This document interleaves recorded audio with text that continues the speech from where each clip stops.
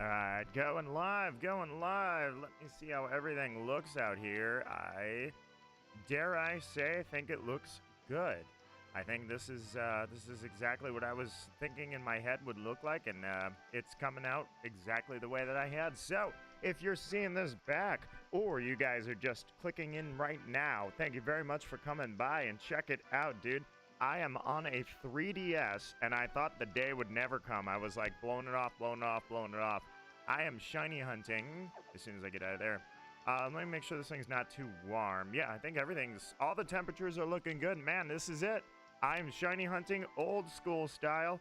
I am doing it in Pokemon X and Y. Dude, this is awesome. I love it. I never got a chance to shiny hunt in this game because I never even played this game. This was one of the games that I missed, of course. So if you guys are seeing this, if anybody's seen this back live, you can see my entire series posted on my channel. I'm continuing it right now. I'm at 8 episodes, 4 badges, so I'm halfway through basically. Just got done with the power plant. Lumio City's up next. But I never played this game. So as competitive as I was, regional champion level, VGC enthusiast, and even shiny hunter, I was shiny hunting before I actually was battling competitive even. I never got a chance to play 6 because Gen 5 and 6 were both the 2 generations that I missed. I was just in university and wanted to focus on school and didn't want to spend money on consoles and games and all this stuff when I was trying to hopefully set the bounds for my future. Well, I like to think that I cashed that in because the future is now thanks to science, and now I'm going back and playing the games I missed. So that's how I got here at Gen 6. Now the question is, what am I shiny hunting? Well, you click on the thumbnail, you already know what I'm shiny hunting. This is Amaura. I'm going to fossil hunt Shiny Amaura, and I thought this would be an appropriate hunt because this is the old school style soft reset that I'm so accustomed to doing, and I've done it for years, but it's been a little while since I've done a soft reset. It's been a little while since I've actually done any shiny hunting at all. I've been doing the same hunt for a long time, the same 2 hunts actually, for a long time now. So these 2 shiny hunts are like, they're the bane of my existence at some point, but I thought it would be really cool to have this crazy video pop up and you guys see that I went for a hardcore target. Well, that hardcore target has been taking quite a while, and both of them actually, one of them forever, literally, like most of my life has been spent on that shiny hunt. Other than that, though, the Scarlet Violet target, that one I thought, I want to go for a hardcore target to show, like, I'm hardcore, let's do this thing. And, well, it's still stuck. Still have not had a chance to find that target. So I'm like, all right, while I'm doing that, I want to get another hunt going. I'm like, what a perfect opportunity to come back to X, to shiny hunt in Gen 6, a generation that I have no generational experience, rather. I have no experience with shiny hunting in this generation. So I was like, I want to do this. I want to get going with a shiny hunt in a generation that I have never shiny hunted in. So not only that, I love that it's raining in game. It's a really cool like nighttime aesthetic in this town. I don't even remember the name of this town because I keep thinking Marine City, but I don't know what town I'm actually in. So I know the Fossil Labs. So let me double check that actually, so I'm not living in pure ignorance. I want to double check what town I'm in. So the other thing, Ambrat Town, that's what it was. The other thing is that I think I've got the audio set to where it should be pretty... I mean, I'm looking at the audio levels right now, and I think my audio on my voice matches. It's overwhelming the game. I don't want the game to overwhelm my voice, obviously, so whenever I get anybody in the live chat, I'll see if I can confirm that with you guys, that everything sounds good. So before I get started here, let me just do a quick check, because this is the first time I've ever done it this way. And by the way, it was kind of an interesting way, long story short, it was an interesting way to set up getting the second screen down there, because I didn't really realize that I needed to have that second screen in a different source, in a different way. I thought for a little while that I was like, all right, I'll do it this way, I'll make it work. And it didn't work. I had to get creative with it. Nothing major, nothing crazy, but at the same time, I'm glad it's worked out. However, what's weird about it, and I'll kind of, you know what, I'll just demonstrate it on screen right now. So here's the weird thing, is that when I actually shiny check Amaura, see how it's not on the top screen? I hate that they did that. It's on the bottom screen here. So if I check Lord Sizzle here and I pull him up on the screen, all his stats come up on the top screen, but the bottom is where it's going to show if he's shiny or not. And I'm like, why did they do that? Why did they put the Pokemon on the bottom, I guess? Makes almost no sense to me, I guess. If you're looking at it from a standpoint of the actual 3DS, I suppose it's a little bigger. On the overlay, I've got the top screen oversized, and the bottom screen's just kind of there on the side. So I guess to an extent, it makes sense the way they did it back with the 3DS being the first one that they were going to do it with the 3D graphics anyways. But still, with Gen 5, with Gen 4, they did it on the top screen like I feel like it should be. So, oh well. Either way, so with that in mind, I'm going to get started. This will be soft resetting, so I'm going to jump in here. I won't make it a super long stream, but I'm going to certainly give it a few resets. I guess the first thing I got to do is come up here to him and then save the game. So I actually have to see how this is going to work because I didn't actually check in advance. I know it doesn't appear on screen, but it's been a little while since I did this. Just at the start, back when I was in Ambret Town already, I wanted to check my fossil and see if, how this works, just to see if I could make it work for the stream. And once I got that under control, I was like, all right, I'll come back.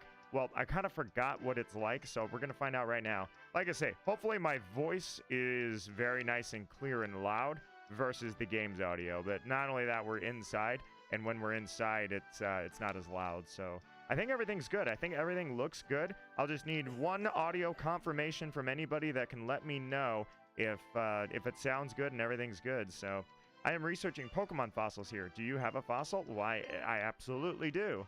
Let's do it. Okay, then. I'll turn that sail fossil back into a Pokemon for you. So at this point, I think it just comes out and it does not show up on screen. I'm positive I remember that. I restored the fossil. All right. This is your Amaura. Please take good care of it. It's funny how it's not flashy at all either. You'd think by this generation you'd get something a little flashier than that. Poured a cup of coffee, so I'm ready to do this thing. I'm going to say no to the nickname for now, because nicknaming it every single time adds a lot of time, obviously. What I will do is go back to the name raider. If anybody's in chat when the actual shiny pops, then I'll name it after somebody that's in chat that wants it. Whoever wants it, I'll be like, you know what? You were here for the longest time. You have the honors. So anyway, this is how I check. Got to go up here and then unfortunately all the way down. In fact, I would almost benefit from emptying the party, but that's how I'm going to have to check it, unfortunately, is if Amaura is shiny, it will be white. Obviously, it'll look like it does down in the corner there. I don't know where the star for the shiny look would be, but it'll be on there somewhere. So, unfortunately, this poor little Amaura is goner because it's not shiny. So, I believe soft resetting in this game is simple. It's just like that. Hey, look at that. So is RL and select. So, let's see. Yeah, I was gonna say, how bad is it? It's not really the worst load time in the world. It's certainly better than a 3D. I'm sorry, the 3DS is better than the Switch in those regards. Look how fast I'm being able to get in here and do soft resetting. So. Yeah, this will be a good one, man. This is gonna be quick. Ironically, yeah, you know what? I should probably, I think that's what I'm gonna do. I'm gonna deposit all my Pokemon so I have a spot open. That way, when I do this, I'm just gonna go right there instead of all the way down. I had to catch that Chatot, by the way. That Chatot is absolutely not part of the Nuzlocke, and the reason it's not part of the Nuzlocke, of course, is because it wasn't a Nuzlocke encounter. But that said, that Chatot, I didn't want to teach my Charizard fly, and I was like, all right, you know what I'm going to do? Instead of fly with Charizard, I'm going to fly with the first thing I can find that freaking flies. And so I was checking some of the routes I was on, because I remember I did encounter a Chatot, and I was like, all right, there was a Chatot. Is there anything better than a Chatot? Not that I'm looking for anything good, but I was just curious what all is out there, maybe something easy. Long story short, dude, nothing flies but freaking Chatot. I was like, all right, you know what? We're just doing this with Chatot then. All right. So with that said, let me just double check here. Yep. Audio level. I swear the audio level's looking good, so I think everything's okay in those regards. Let me move Chatot here. The stylus, I don't need my stylus well, I was going to say across the room. It's across the desk here. I don't think I actually need that. So Magical Raven has been MVP. She's been awesome during this playthrough. Archo the Shogun is also going to be freaking amazing as soon as he gets up. Oh, yeah. And by the way, where are you at? I gotta find you. Ah, I found a Gibble on top of that. That was another nuzlocke encounter. So I was like, dude, I have a Gibble and I have a Bagon. I'm like, this is gonna be sick. I'm gonna have so many pseudo legendaries. They're obviously a long investment because obviously it's still early in the nuzlocke. Well, it's about halfway through. I'm gonna have my 5th badge here in literally my next recording. That's why I wanted to start shiny hunting, is because I'm already at my 5th badge. So I'm like, that said, Gibble would be awesome if I can get a Gabite before Clement. I will roll Clement like it's nothing. So I think I am gonna do that. But in the meantime, I'm thinking, all right, I'm not really that close to late game, so I'm not really that close to actually like straight up having late gamer pseudo legendaries. So I will still continue to use the Pokemon I've got, but when I build up that Shelgon and I build up that Gibble into a Gabite into a Garchomp, I will be unstoppable. Charizard, Greninja, Garchomp, Salamence, and I have a Wobbuffet, by the way, absolutely broken for Nuzlocke. That was a natural encounter in the Reflection Cave, was Wobbuffet. And who else would I throw on the team? Raven. I would throw Raven on the team, so I'll have a Fairy and a Grass, or Fairy Grass type to do this with too. So it's gonna be, dude, this Nuzlocke is gonna kill. I'm gonna be awesome during this. All right, Amaura. So we'll go for a little while. Like I say, I'm gonna try to get this Amaura, and I'll give it a decent amount of resets. That way, I give it enough that it's like, yeah, there's a chance that it could happen. I think the resets are really fast for this too. I mean, they're pretty quick. I would expect I can get several hundred resets done during this stream. So, you know what? Roll the dice a few times, huh?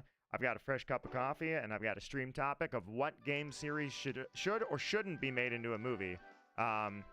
Personally, I think that it's obvious games are going to continue to be made into movies as long as they do really well as games. So I saw the profits. I believe Mario, the Super Mario Bros. Movie, is the all-time best-selling. It might even be the best-selling animated movie of all time. But it's not just that. It's the follow-up series. So, or the follow-up sequel, rather. Sequel movies, like, I swear, they never do nearly as well. Sequel movies struggle all the time. And I was really surprised that the Mario Galaxy movie did almost $900 million. I was like, oh, crap. That could be good and that could be bad, because you could see Nintendo dumping a lot of resources into movies, which is props to them if they do that. I think it'd be a really exciting thing to see a lot of things become movies. Things like Splatoon could have a chance at becoming a movie.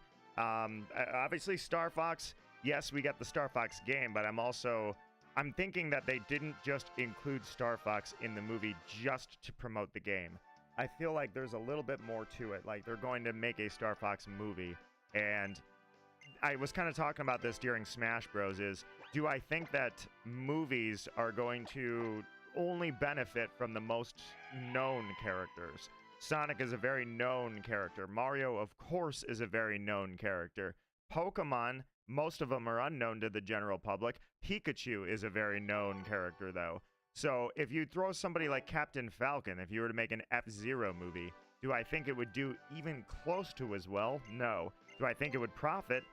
I think that certain game movies have a chance at profits, and I think as long as they do it well, I think it could profit. So I'm curious to see where Nintendo specifically is going with game movies. Not just that, though. You guys were talking about, who was it? Somebody was telling me about. Who was it? I can't remember. I told him, he asked, did I see Mortal Kombat 2? I said, no, I had not seen Mortal Kombat 2. And I said, I haven't seen Mortal Kombat 1 either. So the question was, do I think I should go see it? Sell me on the movie, you know? And it wasn't just that idea of selling me on the movie. It was also like, how much do I think, like, how many more series/movies are going to get made from games? Like, I'm thinking that this is the serious turning point, that we're going to see everything become a cinematic universe for games. So, yesterday, something I'm going to watch probably right after this stream, I could even turn it on, Devil May Cry. The second season came out on Netflix, and I'm excited because I liked it. I liked what they did with Devil May Cry. I thought it was excellent. So Devil May Cry Season 2 is now out, and I am going to watch it, of course. But it's not just that. It's Resident Evil got a series. Devil May Cry got a series. The question is, how many things do I think are actually going to get a series? How many cinematic masterpieces are going to get made from a game that was already a series that was widely followed? Obviously, this isn't the first time that anything like this has happened. They've been making movies out of books for how long? A lot of people don't read books, but then as soon as it hits as a movie or a series, suddenly it's wildly popular. So whatever it is that was wildly popular as a book, getting turned into a movie is really where it all started. So turning games into movies was obvious. But I'm just curious what you guys think. If anybody comes in here and sees that that stream topic, I'm curious to see what your thoughts are on this. By the way, I love that this Amaura comes with freaking Aurora Beam already, because I'm also thinking in nuzlocke terms. So for the nuzlocke, I need a Pokemon that's actually going to contribute, you know? I need something that's going to do some damage. And Amaura, what level is Amaura actually? I think it said level 20. So if it's level 20 already, that's not bad. I can work with that. My Pokemon are only in, I think we're just now getting to, well, no, I just evolved Charizard and I just evolved Greninja. So my level lock around 36, 35, 34, 33, you know, somewhere in there in the 30s. So I think that Amaura wouldn't take any time at all to train up and get this thing going. Yeah, see, Lord Sizzle is at 36. So if Amaura is at 20, then yeah, I can use this thing right away. If I find a shiny one, if I don't find a shiny Amaura, I might omit Amaura from my Nuzlocke altogether. I haven't decided if I want to go forth and just like straight out of the starting gate, just blast into shiny hunting and stall the Nuzlocke until I find a shiny Amaura. Or if I want to just be like, as shiny Amaura, I'll give it a shot, I'll mess around with it, and if it gets nowhere, then I won't even mess with it. I'm not really sure. I haven't decided where I'm going with this quite yet. I see that some likes have popped up on the stream. For anybody that's lurking that has left me a like on the stream, seriously, guys, thank you for taking the time to do that. I really appreciate that. I don't do a lot of live shiny hunting like I thought I would, because I've mostly, in my mind, streams made sense when they were multiplayer. So if anybody out there would want to let me know, I'm just curious if the audio level sounds good. I want to make sure that the game is not too soft, but mostly it's not soft I'm worried about, it's loud. Because the DS, the 3DS, is going through my my game port and into the desktop audio. So it's very easy for me to slip up and have it too loud. I think I've got it at a level that makes sense. I just want to make sure before, otherwise I'll have to check myself after the stream is over. But I want to make sure it doesn't sound too overwhelming and too loud. Gen 6 is, I keep using this word, charming. I have been charmed by Gen 6. It's, to me, I'm going back in time. Every single Pokemon game I played up until Gen 5, because I never played Gen 5. So Gen 1, 2, 3, and 4, I was there in Gen 1, I don't know, I remember, I don't know how I found out that Pokemon was even a thing. I'm not sure how I found out, and my parents bought me Pokemon Blue, and I was very, very, very young. So I have no idea if it was their call or what. I probably saw like an old 90s commercial and was like, oh my god. But that said, I was there at the start of Pokemon, and it took everything over, of course. Pokemon was the biggest thing on the planet. Gen 2, same thing, Pokemon. I was there for it immediately because it was the biggest thing on the planet. It was so cool. Gen 3 started a little bit into that, like, the young kids were playing it, and you were getting into the older crowd, which, for me, well, I don't know how old is, but probably about 5th, 6th grade. Basically, a lot of the kids would be like, wow, you're still playing Pokemon? You're right, I'm still playing Pokemon, and I always will be playing Pokemon. But that was the big thing was, oh, I just realized I kind of messed up Amaura on the target there. I didn't mean it to be over the words. Oh, well, doesn't really matter. Anyways, so by Gen 3, I was like one of the only people I knew that was still playing Pokemon. And of course I played Pokemon. Well, Gen 3 is about the time I was already shiny hunting, but that was about the time I started getting into battling. And I really liked the idea of complex battles. Well, outside of that, I wanted to keep going with it in Gen 4, and that's where I really ramped up big time when we now knew about IVs, EVs, and everything that that came along with that. Plus, they started adding things like Trick Room to where we were thinking on a more dimensional level. Like, it was, battling was crazier than ever. So, I was always there for Pokemon when it launched. now I'm going back in time. I'm experiencing a game that I did not play. Pokemon Moon was the same way. I did not play it when it was new, but it was only out for, I think, less than a year when I finally jumped back into Pokemon. Now you're talking a game that's almost 10 years old, or probably close to 10 years old, and I'm going back in time to play it. Even though I was there for it, it doesn't feel like it was that long ago, but it really was. Actually, it was more than 10 years. I think it was 13 years. So this game has really been charming on the 3DS to see these old graphics that are in between the graphics that we have of late, where back on the 3DS, this was revolutionary. It was amazing to see Pokemon evolve like this and get so good looking on a handheld console or a handheld system. But then by the time we got to the Switch, we were kind of doing the opposite. We were saying like, wow, why doesn't Pokemon look better? Why does it look like this? Don't you think you could spend some more time on the graphics? So by the time we got to the Switch, we were to the point where it was almost like a critical eye all the time, instead of looking at it from, oh my God, I'm appreciating what we've got. And that's where this game is really charming, because to go back and see that and feel it like this, having come off Gen 8 and Gen 9 that were both on the Switch, and kind of seeing where this exact style just got more well-rounded, if you will. It wasn't exactly high definition, of course, but it was well-rounded, and you could see the details that you can't really see in this game. Not only that, they had animations, a lot of animations. So like right now, I'm bringing Amaura back from the dead via a fossil. That is something that when you do in Gen 8, Gen 9, you get a little more cutscene-y, you know? You get a little more in-depth with it. You don't just watch a guy hiccups, watch a guy walk away, and then turn around and come back, and here's your Pokemon, you know? So it's like, in that regards, I've been charmed by this game, because later on we got more in-depth, but with this game, it's that intermediate phase, and everything just feels like you don't have to worry about the graphics, but you can still appreciate the graphics because it's old graphics. Therefore, there's nothing that you have to expect. Going back in time and remembering how things were, you don't expect... Uh-oh. Why am I not... There we go. I was going to say, why is it not soft resetting? I think the sticky one here is the select button. So I don't have to necessarily spend my time going back in time and being critical of, well, you know, this game on the 3DS and this game on the 3DS. There is none of that. What it is that I am appreciating the Pokemon graphics for what they are, and I'm appreciating the old school vibe, you know?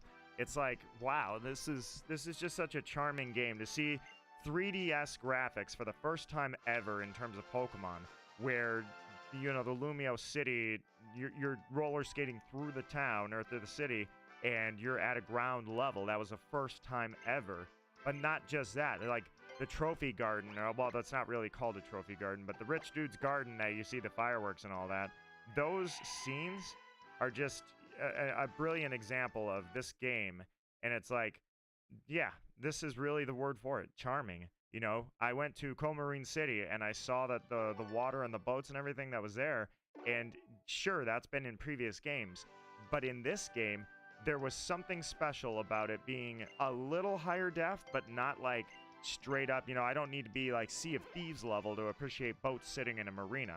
However, I can appreciate that it had cobblestone all over the streets, and I was able to roller skate through, and you can see the people like almost in their universe, not much, just a touch in their own universe. Obviously, they tried to capture that in Lumio City especially, but still, it's very much a charming game. That's where I think, why is the select? I think, yeah, the select button's needing a little more oomph than I thought it would. I guess this is going to be, this 3DS is a little bit on the side that it might have a little age to it, so there's a decent chance that it's already actually having problems with looking a little on the sticky side, you know. I might have to switch to the start key, but either way, we'll see. Let me take a sip of coffee and check Discord here for a sec.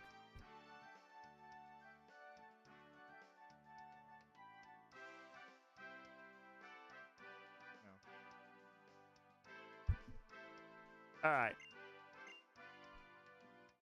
Now, this is the beauty of it all, is that I don't sit here and crank out and count my encounters. At least I have lost that mentality. I don't even know when I started doing that because I didn't do that in Gen 2, obviously. Shiny hunting was so new and almost rumored that I had no desire to count how many encounters I had. That was the first thing. But then after that, I did start maybe Gen 3. I definitely remember starter hunts, fire red, leaf green. I counted encounters for the shinies then for sure. That way I could be like, yeah, it was like 800 counters this, 2200 encounters, or yeah, 2214, that's when this popped, or something like that. I haven't done that for years, so I'm not counting where I'm at on the soft resetting side of things, but I will at least try to estimate. But I think we're pretty decent on speed. I think this game has the same thing the old school has, which is easy boot times and short dialogue, fast dialogue too. I have it set to fast dialogue, of course. So I think I can get 2 encounters here versus a single soft reset over on that switch that's staring me in the face here. It's good. This is good for hunting. The only thing is I don't know if the 3DS likes the soft resets too much, because the start, select, and home keys are in a really weird spot. They're at the bottom of the screen. So that's where I'm like, is this thing gonna like that, or is it gonna get like, hey, I think I'm gonna die now, if the select key decides that it doesn't like me doing this. It's already weird, like right there. I have to give it some oomph. I have to push it pretty hard, actually. Hopefully it'll be okay. Nancy Aubrey, how are you doing? And welcome to the stream. Cheese. I decided to go old school back in the XY days. So I was saying earlier how I never got to experience these games. I was in university at the time, so it was 5 and 6. Those are the generations that I did not play. And the thing about this game is that it has been nothing but charming. Every single time I see it, that's the only word that comes to mind is, man, these graphics are charming. I mean, I can show you right now what I mean. I'll give you that feel. No, I don't want to nickname you. Even though this is for a nuzlocke, so technically, there we go. This is for a nuzlocke, so I will be doing this for the recorded series I've got. But either way, I will nickname it after the fact. I'm not spending time nicknaming it. But, okay, so it's not raining anymore. I guess that's because I soft resetted. So either way, this town just has so much charm to it, being lit up like this at night. It's like I don't have to spend any time worrying about the graphics because it's an older system. And therefore, there's no expectation for good graphics. There's just expectation of reliving what things were like back then. So, like the aquarium here. This is not like super high-def stuff. But at the same time, you can just kind of feel that it was at the time. And that's why I say, I keep coming back to the same phrase over and over and over. This game is charming. The graphics are very charming. That's where... by Gen 8 and Gen 9, I feel like we were too delved into the idea of expecting. I don't know why I walked back there. I'm checking to see if it's shiny. We've come into expecting certain graphics and being critical of those graphics, but at the same time, we've lost that feel of like looking at a Pokemon game and remembering that there can be some charm involved, So, does everything sound all right to you, by the way? I didn't do a sound check. So this is the first time I have ever used a 3DS, and this is a physical 3DS in my hand right now. In fact, I can show you. There we go. This is actual 3DS. So I was curious, does everything sound good? I have not done this setup. This is the first time I've ever done this setup, and I wanted to know if everything's coming through clear. The game would be... my biggest concern would be if the game is too loud or my voice is too quiet compared to the game. I was just curious, can you give me a rundown? Is there a moving reference point that I could get? I would really appreciate that. All right. There is that. You know what? Actually, give me 1 second. Maybe I can listen to this back really quick.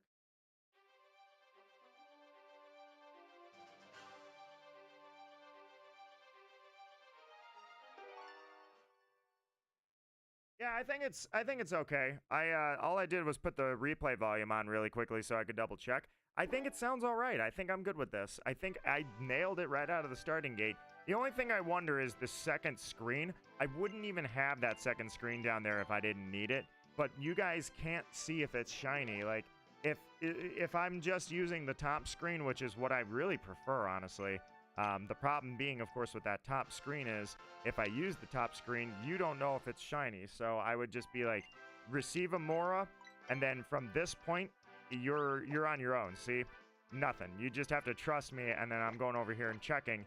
At least down there, I can show what I'm seeing. Especially if I do find a shiny Amaura, I'll make a video about it, and the video won't show the shiny Amaura. It'll literally have to, like, it'll just be me finding it, and then I'll have to cut to, like, using it in the wild to show it off. But without that other screen, you guys are in the dark. So I wanted viewers to be able to see what I'm seeing. That's why I went through the effort of throwing that on there. The overlay, I kind of adapted it because Janinja's created it, and it looks great. I love the stained glass look that I asked him to do. He has gems and fruit on his overlays, and his art style makes those look like HD versions of like old school gems from like Banjo-Kazooie, Spyro, things like that, Crash Bandicoot.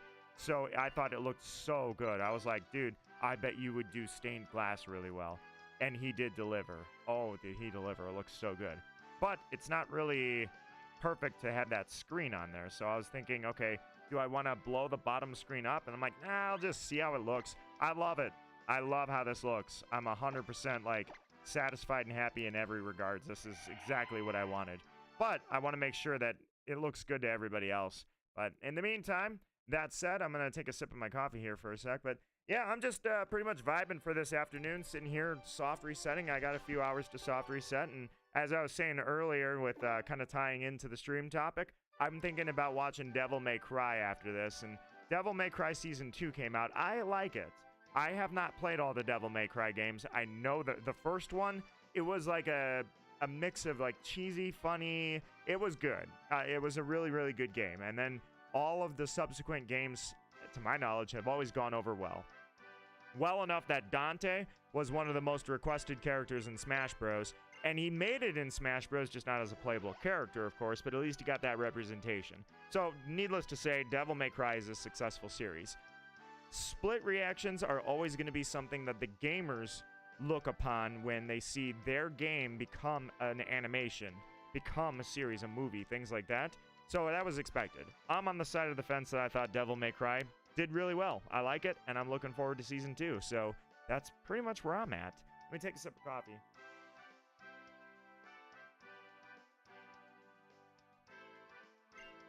All right, Amaura. If I were to catch or find a Shiny Amaura right now, I don't know if I would want to do the Nuzlocke series live, but I could maybe just run over, train for a little bit, and then run over to Clement. Like, if I were to find an early shinies, it's a mythic thing that we've heard of, but you never get to experience it yourself, and that is an early shiny find. That is not something I have come to expect or see or know in any capacity. Well, that's not true. I used to know pretty early shinies. I used to have decent luck. And I guess my luck shined one time that I can think of in recent years particularly well was, actually two. I'll give it two.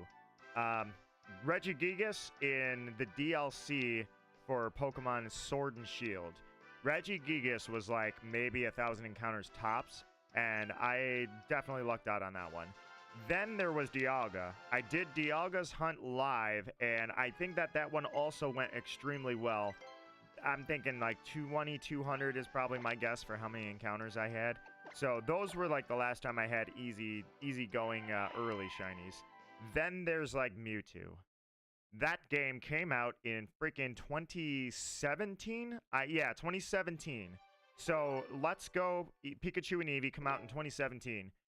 February of 2018, Mewtwo's birthday, I decided to stream Shiny Hunting Mewtwo. 40,000 encounters. 40,000 encounters over 4 years. And I finally found it. I'm like, dude, what did I do to deserve that? I thought your shiny odds are supposed to be better. You're double what I used to do, and I never went over 10,000. I never struggled with, like, an absurdly long, crazy shiny hunt. So I was like, there's no way. I cannot believe that. And then it's like it likes to happen again and again and again. I'm like, okay, we're doing this. I don't understand. But back to the basics. If I were to happen to maybe find Amaura on the first stream right out of the starting gate, like 5, 6, 700 encounters, bam, I got it, I would consider actually continuing the Nuzlocke live. That would be kind of funny to do, but I like the editing of it, because if you're going to watch a Nuzlocke, you shouldn't have to skip through my content, you know, skip through my videos and find the parts you're interested in. Not only that, I know most people skip around. It's not like I make my videos as short as possible in terms of I get as much done and I cut the fluff out. But even then, there's going to be, most people are probably going to go right to the gym battles, skip a lot of stuff, and I'm happy to accommodate. I bookmark everything so that you can do it easily. Doing it live is like the opposite. Doing it live is putting as much content as possible out there and making it as long and stretching it out, because at that point there is no editing, of course. Now I can always chop it down, I suppose. I'll think about it. For now, I'm humoring a scenario that is extremely unlikely. Granted, every single scenario has the same odds, but I also know this universe, and this universe loves to pull my strings and screw me over, so I know that I'm not going to find it quick. I'm going to try, but it does feel like sometimes you're building up to it. Sometimes you're like building up thousands of encounters to finally hit the one. At least I don't have save batteries in this one. My Sapphire copy that I was shiny hunting Kyogre, and I still do a few encounters every now and then, but Kyogre is a tough one because that game has a dead save battery. Now, normally when you're seeding you're seeding the RNG, I'm trying to think what I was trying to say. Right now we have like the new games, they use an RNG called Exer-Shift 128. Back in the day, the Gen 3, it was not very complicated at all. That was a very simple system of RNG. Therefore, you could just find the seed and manipulate the RNG. I don't do that. So then the question becomes, how do I find Kyogre when my save battery's dead, but I'm not abusing the RNG? The answer? You'd be dumb. That's what it is. So I'm being dumb by basically Kyogre's got a shiny frame, and it's the same frame every single time, and I have no idea where it's at, so I'm searching for it. And for all I know, it's 5 minutes out from my my save point. So where I'm at on the saves in terms of what frame I saved on and reloaded into, for all I know, I've got like no, I'm not even close to finding the shiny frame. But I'm gonna beat my head against a wall, and every now and then, I just I load the game, I boot into the game, let like 10 minutes pass, save, and you know, there's my new starting point for the roulette wheel, if you will. So yeah, sometimes when it comes to shiny hunting, you just got to have a steel head and take your brain cells and just leave them on the floor, because there's not much to it. Just reset, reset, reset, reset, reset, and then when you get it, you're like, hey, it turns out it can be done. All right. Now, I'll tell you, the one thing that I am very fortunate for is I put thousands of hours into Pokemon back in Gen 3 and 4 especially. So by Gen 5 coming out, Gen 5, I don't believe has shiny locks. I have to look this up because I keep forgetting, but you know, hold on, I'll look it up right now. I believe Gen 5 has, yeah, you know what, I think, hang on, there we go.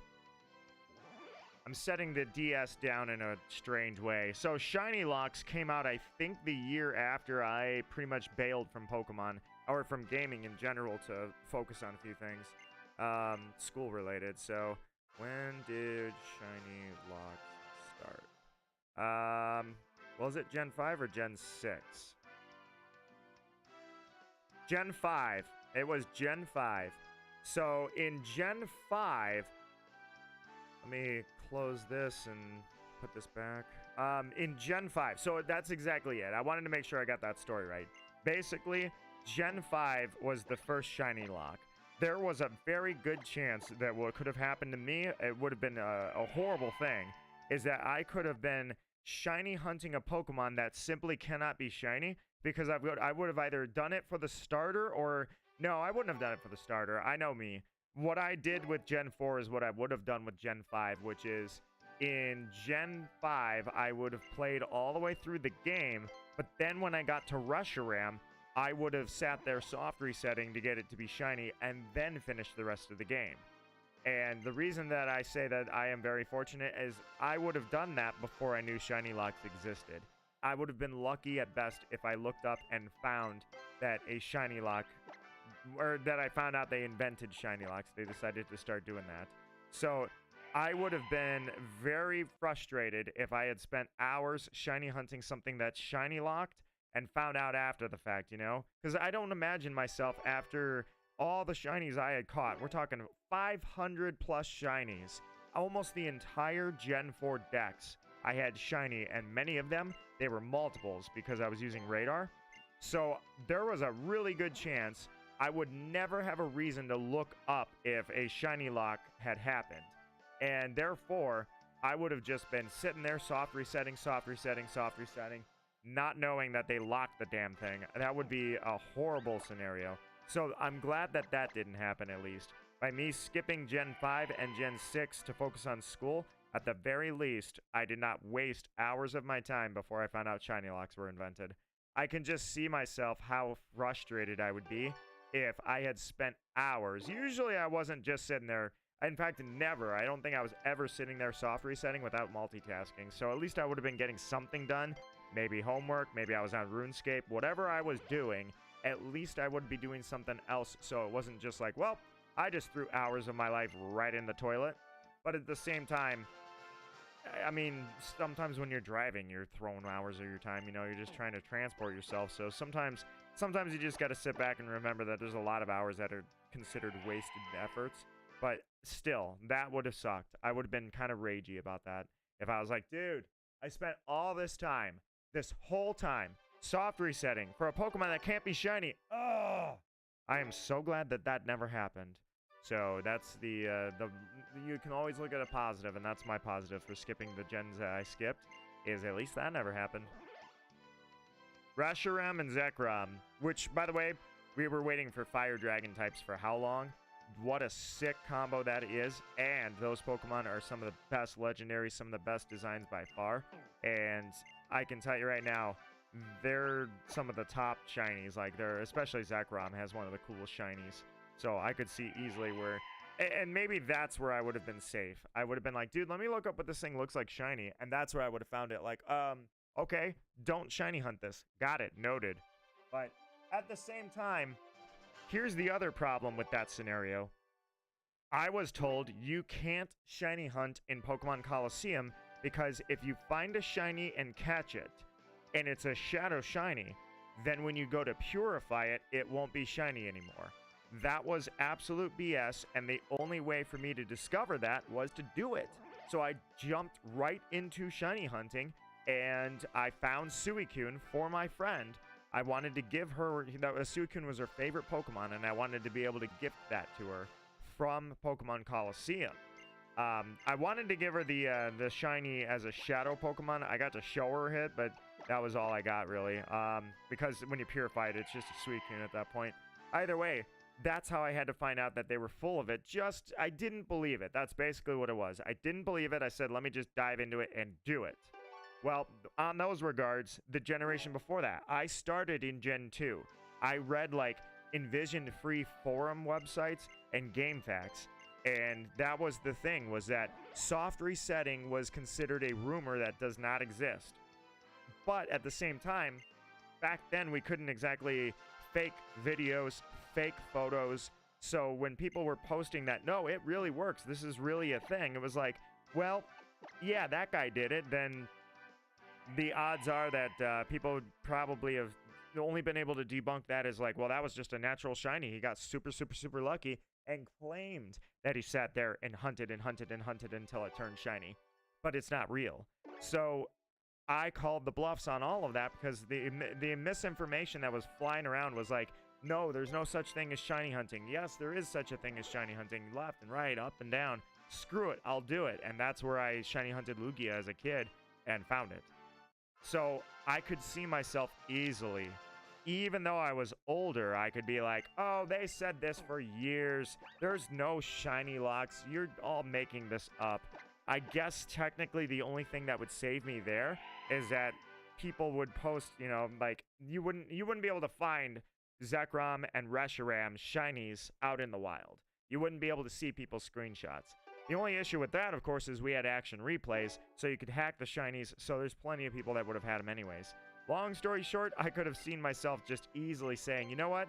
You're all full of it. This is all crap. I'm going to shiny hunt it. It's going to work. I've called your bluff before, and it's worked every time. So then I would be in the same scenario. Even though I read about shiny locks, I could see myself going, okay, I don't believe you. So long story short, very glad that I didn't get that scenario going where I spent hours, like, 50, 100 hours on something that doesn't exist, chasing a phantom. At least I didn't have to deal with that. Take a sip of coffee here and continue on the expedition. That's the good news with this. The boot time is so good. Like, I actually, as I'm drinking coffee, I will move my hand over the 3DS and just keep clicking A.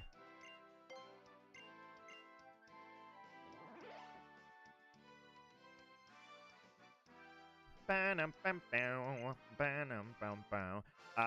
music always a hit. So that's the other thing. This game is charming in its graphics just as well. The music is charming because it's the old style music. Like now, it's not that now is over composing. God, Pokemon does not over compose, trust me. But there is an essence of like they tried to up their game on the compositions and the soundtracks and the background music as well. Pokemon's always had like a solid 8 out of 10 on every soundtrack, even when you're just walking in the mart, then everything is good. So this game is charming in its graphics as well as its music because it's like, dude, the music didn't try to change the formula. The music is still very much like you would expect Pokemon music to be, as well as it's regional. It's this region based on France, so it's got that regional feel to it at the same time. But they never tried to change the formula and overcompose or do something they're not good at. So I give it that too, man. I really think Pokemon X and Y has been a trip. It's been good.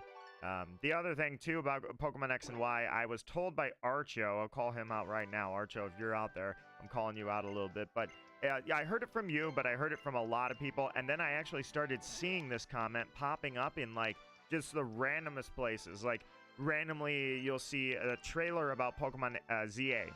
And then somebody would say something about like, oh yeah, by the way, X and Y, press A to win. I would see it in the weirdest spots, and that's this. That Pokemon X and Y are so easy that literally it's just press A to win. You don't have to plan, you don't have to strategize, you don't have to do anything. There's no super bosses, there's no crazy champions like Cynthia. That's always what I heard about XY. And even though it's only recent, I don't remember really talking about XY when they were new or came out, and I don't remember anything about the games. I didn't know anything about them as they actually existed. But I definitely have heard and been told XY are easy, roll them over, no problem at all. Like, to an extent, I kind of get it too, because I'm not using Mega Evolution. I will, don't worry, I'm not going to omit Mega Evolution. However, you're kind of given, like, you're given the Kanto starters, which you see there. I've got Charizard with Charizardite X, so I can already Mega Evolve into the form. It gives you all of that. It gives you Lucario, a top-tier Pokemon that also has Lucario-dite, and you can Mega Evolve that as well. So I get it. I could spam Mega Evolution if I wanted to, and we'll see. I haven't decided how much Mega Evolution I'm actually going to implore, but I have heard these games are stupid easy, and I'm guessing it's mostly because you can just Mega Evolve and roll everything over. That said, that was not my experience with it. Doing a Nuzlocke survival challenge has shown me, like, this game can absolutely be a monster, and I love it.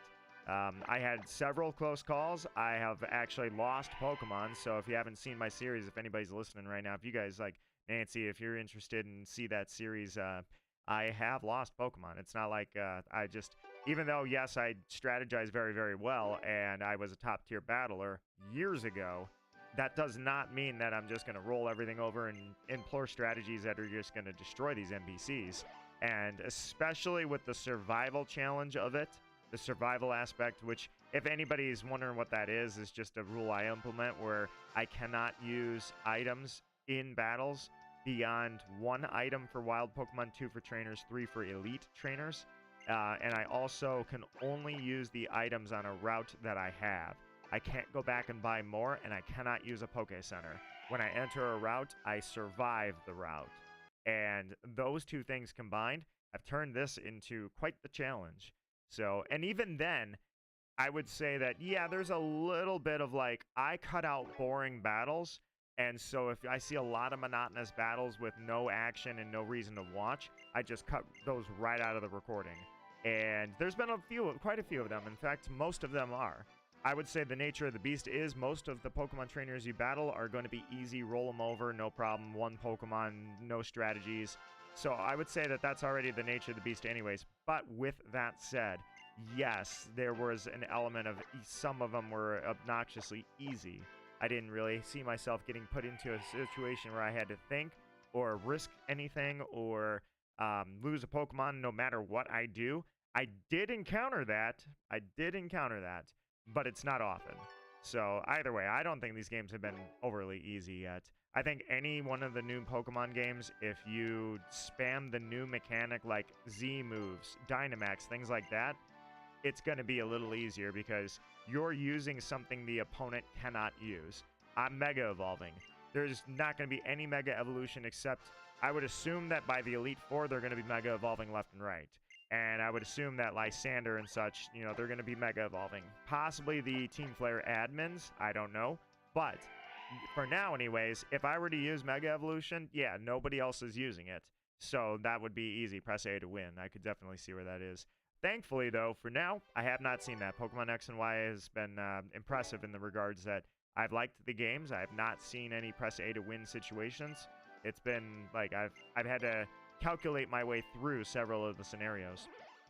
So far, I'm not particularly depressed by it. I'm not like, oh man, Gen 6 sucked. No, quite the opposite. Like I say, they were charming and I like them. I liked it enough that I was like, you know what? I'm going to continue on with this. If I didn't like them, I might cut a little faster to get through the series. And instead, I'm sitting here live shiny hunting Amaura in front of you guys because I like it, man. I like the series. After this, I'm going to go into Legends ZA. Heard mixed reviews, continue to hear mixed reviews about it all, but at the end of the day, I will decide those myself when I actually witness and see the games myself. So, I don't know. I don't know how I feel about it. I don't know. I haven't decided how I'm going to play I keep calling it Legends ZA in terms of, like, I don't know if I want to put a challenge on it or not. I'm thinking no. Legends Arceus, I didn't put a challenge mode. I didn't add anything. I kind of still want to do some kind of gimmicky live challenge of Legends Arceus. I think that would be really fun. And I love it because that's my favorite game now. It squeaked past Moon just barely. Moon was actually my favorite. I'm somebody that was there since Gen 1, and I say Moon was my favorite. But that said, I loved Legends the most. So Legends ZA, I know, is not going to be like Legends Arceus. It's going to be more like Winds and Waves, to be honest. It looks like they tried to capture SV meets Winds and Waves and show you that stepping stone into the next generation. And with that in mind, I'm like, okay, I don't see a point to really ramp up a playthrough by doing a survival mode of any kind. Legends made sense, Arceus that is, made sense to do like Nuzlocke survivals or anything like this, like a survival challenge. That made sense because you're like out in the wild, things haven't been established yet, people don't wield Pokemon yet, they somewhat do but sort of not. So I kind of get where that one made more sense. So I think Legends ZA I might actually just do, dare I say the word, vanilla playthrough, and then do some shiny hunting there as well. But I haven't fully decided. I guess I'll see. Let me take a sip of coffee and I'll think about it.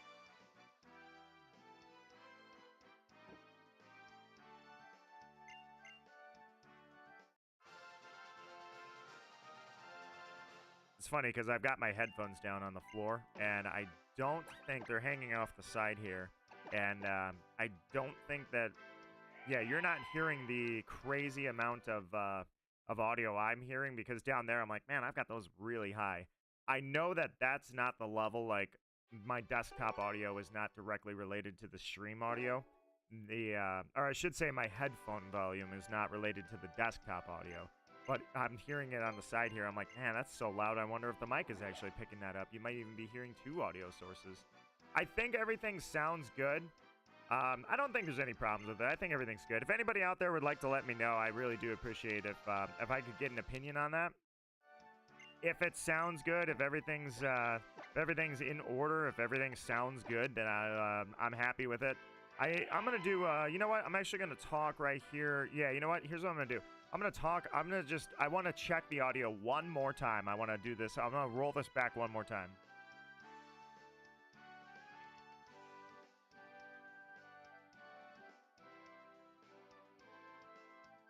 No, I think it sounds perfect, man. I think I got this. I really do. Sometimes it's a little tricky with the audio on this, but I think I got it, man. I think everything is perfect on this, so I'm happy with it. I'm gonna check Discord really quickly. I did not put any of that in the chat. In fact, I guess I could, but either way, nah. You know what? Discord, I think it'll be fine. I'm not gonna put my server in there. There's as it is a single player stream, my multiplayer streams get a little more of my crowd, you know, but when it comes to single player shiny hunting, I can't imagine that I'm going to have a whole lot of people here. You guys can see the chat right now is dead, so it's like, all right, I don't think I'm going to have to worry about putting that link in there.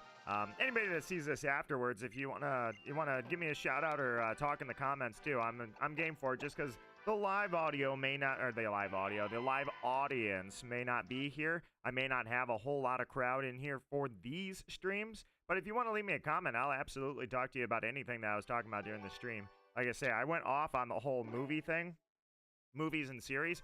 It's kind of it's a really cool topic. I feel like I could just straight up do a podcast on where does cinema go from here. And not only that, we had at one point, like, the toe was dipped in the water of a Pokemon movie that was meant for non-Pokemon fans. Pokemon is so big, dude. Everybody knows Pokemon. Even, like, I would say countries that don't have access to gaming as well as we do, in my country or any other country that's like European and such, I would say that Pokemon has become, well, I mean, I don't have to say it. The stats show it. It's the biggest franchise statistically in the world. So we got a toe dipped in that water for just a second of a mainstream Pokemon movie that was meant for casuals. And that was a movie I love, by the way. That movie was Detective Pikachu. I never played the Detective Pikachu games. I really should, honestly. I don't know why I have not. I really should. But when they made that movie, it came out around the same time that Sonic did. And it was like, oh, yeah. We thought that was the onset of gaming or games made into movies. I thought that was the dawn of it right there. We're really kind of in it now deep because Detective Pikachu did not do nearly the numbers that Mario and Mario Galaxy have done. Not just that, but a lot of other movies, like we had Uncharted, the movie. It did really well. A lot of the Uncharted fans didn't like it. I did. I thought it was great that they did their actual own stunts and did not mess around with, like, doing CGI too much, things like that. I thought it was great they did their own stunts.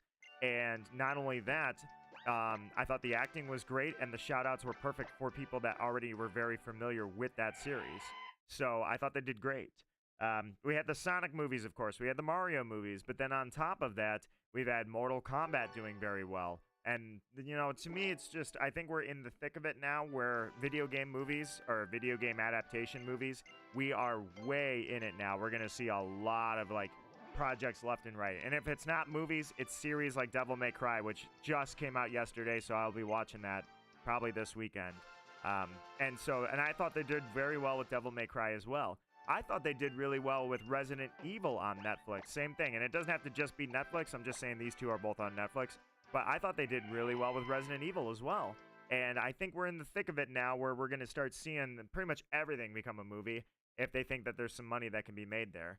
So the reason I point that out is because Pokemon already dipped their toe in the pool of mainstream by going with Detective Pikachu, a game that was, or a movie that was based on a game, loosely based on a game.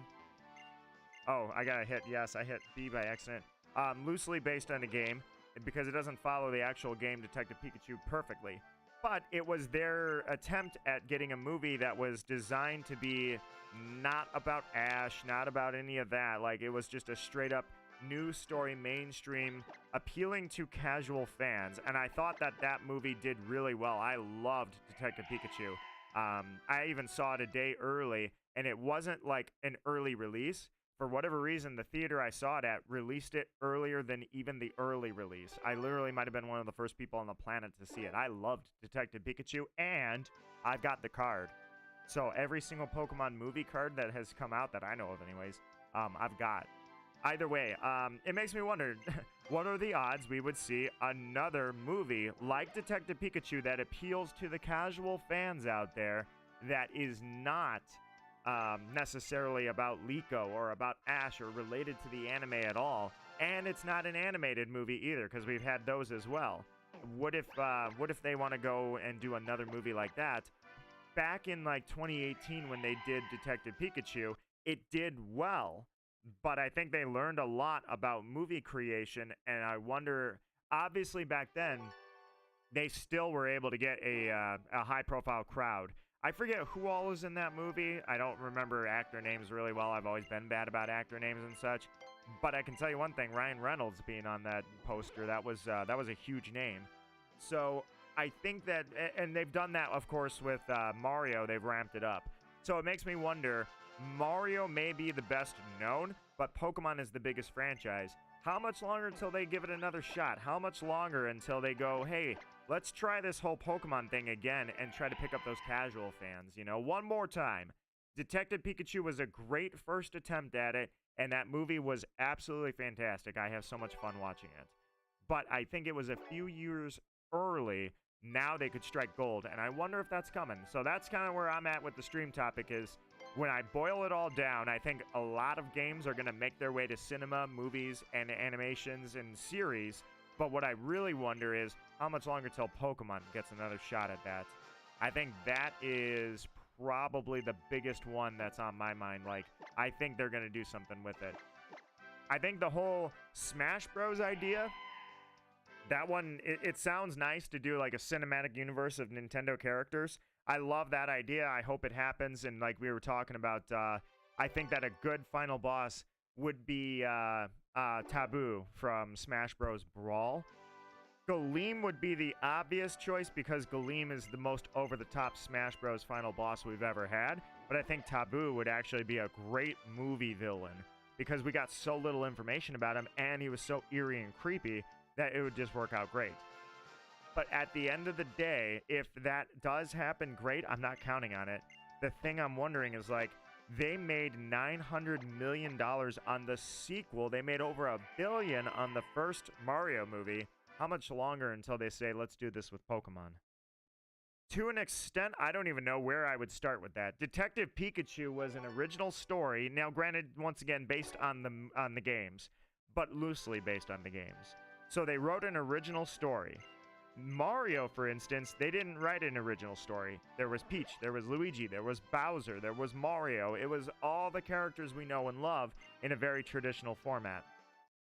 So then the question becomes, if they were to do it and they were to go forth with this and actually say, hey, I want to turn Pokemon into a massive billion-dollar movie, where would they go? How would they do it? I feel like they don't want to give that, if it were me anyways, don't give too much time for it to fester and brew, you know? Strike while the iron is hot. You've got the Mario movies. You've already teased Samus. If you didn't see Samus in there, Mario Galaxy, Samus was in the movie as well, sort of in the movie. And obviously Fox McCloud was. So they have already indicated the idea of bringing more characters outside of the Mario franchise into it. So I wonder how much longer it's going to be before they strike while the iron is hot and say Pokemon needs a movie like Detective Pikachu that appeals to the casuals, but it needs to be a movie that is recognizable in those regards, because you didn't have to know anything about Mario to enjoy and understand the first movie. And the second one was understandable, but it was characters that, you know, if you're a super casual that has never played Galaxy, you have no knowledge about Fox McCloud in the Star Fox series, you could still follow along. If anything, you might even take your phone out after it's over and look up these characters. What games are these from, you know? The casual crowd they could understand the movie. The references may have been over their head, but it wasn't so deep of a reference that you had to play the game to understand, therefore you get lost. Nah, they didn't do that. They did it very well. So, hey, how much longer till Pokemon, man? How much longer until they decide it's time for Pokemon to be made into a huge, giant movie? All right, I have got to have a good 100 resets on here. Give me 1 second. I need to go turn a light out really quickly, or turn a light on rather really quickly. Give me just a sec.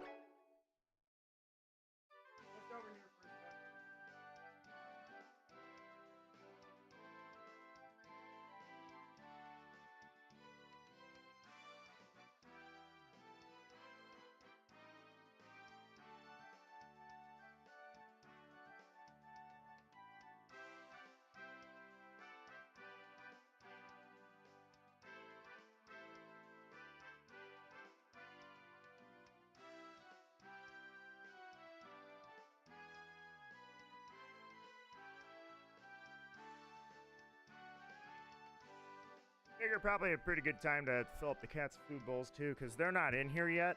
But as soon as they are, it's gonna be like, all right, they're gonna be pestering me to get some food in those bowls. Even though, like cats, man, every cat has the same thing in common. When the bowl is close to empty, it might as well be empty. Poor things. They don't know any better. It's just in their nature to say, hey, the food bowl's low, even though it's not. Or the food bowl's low, therefore it's out. All right, so burn through about an hour of streaming and a half a cup of coffee remains. So I could probably go for like another hour, and then I think that's good. Every now and then I think I'll throw a shiny stream in there. They're not as popular, as you guys can tell by the chat. They are not as popular as like my multiplayer streams. So for anybody that does watch this back, I really do appreciate the time. Really, these only work when people want to just hang out and chat, because why would you watch this back? At the end of the day, you're going to want to watch the defining moment. So I don't know if anybody's hearing my words right now, but if you do, seriously, thank you for at least giving me the chance to be your streamer. But these are pretty calm, chill streams. Obviously, there's any shiny stream is going to have one defining moment, right? And some of them, or most of them, they might have zero defining moments. That happens a lot, but for now anyways, fossil hunting, yeah, fossil hunting in Gen 6 isn't exactly going to be on everybody's top of the list type of thing, but you know what, I'm here doing it anyways. I'm going to grind this out and see how long I can go till I'm deciding that, you know what, Mora's not going to be part of the Nuzlocke. But and I'll be honest, I might give up on this hunt too, because if it doesn't happen, let's say I don't know, I can't, let's say I'm past Xerneas / the Yveltal, although I will have Xerneas because I'm in Pokemon X. Even though I like Yveltal better than Xerneas, let's say that we get to that point, and by then I still don't have Shiny Amaura, then I would say by then there's a good chance that I will abandon the shiny hunt, because I don't want to take it into where the point where I'm like finishing the Nuzlocke and still have not found this Pokemon shiny. I might do it on my own time by then. We'll see. Part of the problem is I like old school hunts, but I kind of reserve it for only like the highest priority targets anymore. So that's kind of the one problem with it is high priority targets are like legendaries, things like that. And that's, you know what, that's where if I'm going to spend time, if I'm going to shiny hunt with limited time, I'm going to focus on targets I think are high priority. So that's why you see Mewtwo, Darkrai, things like that. Amora, maybe though. We'll see. I mean, it's not out of the realm of possibility that I never give up this hunt.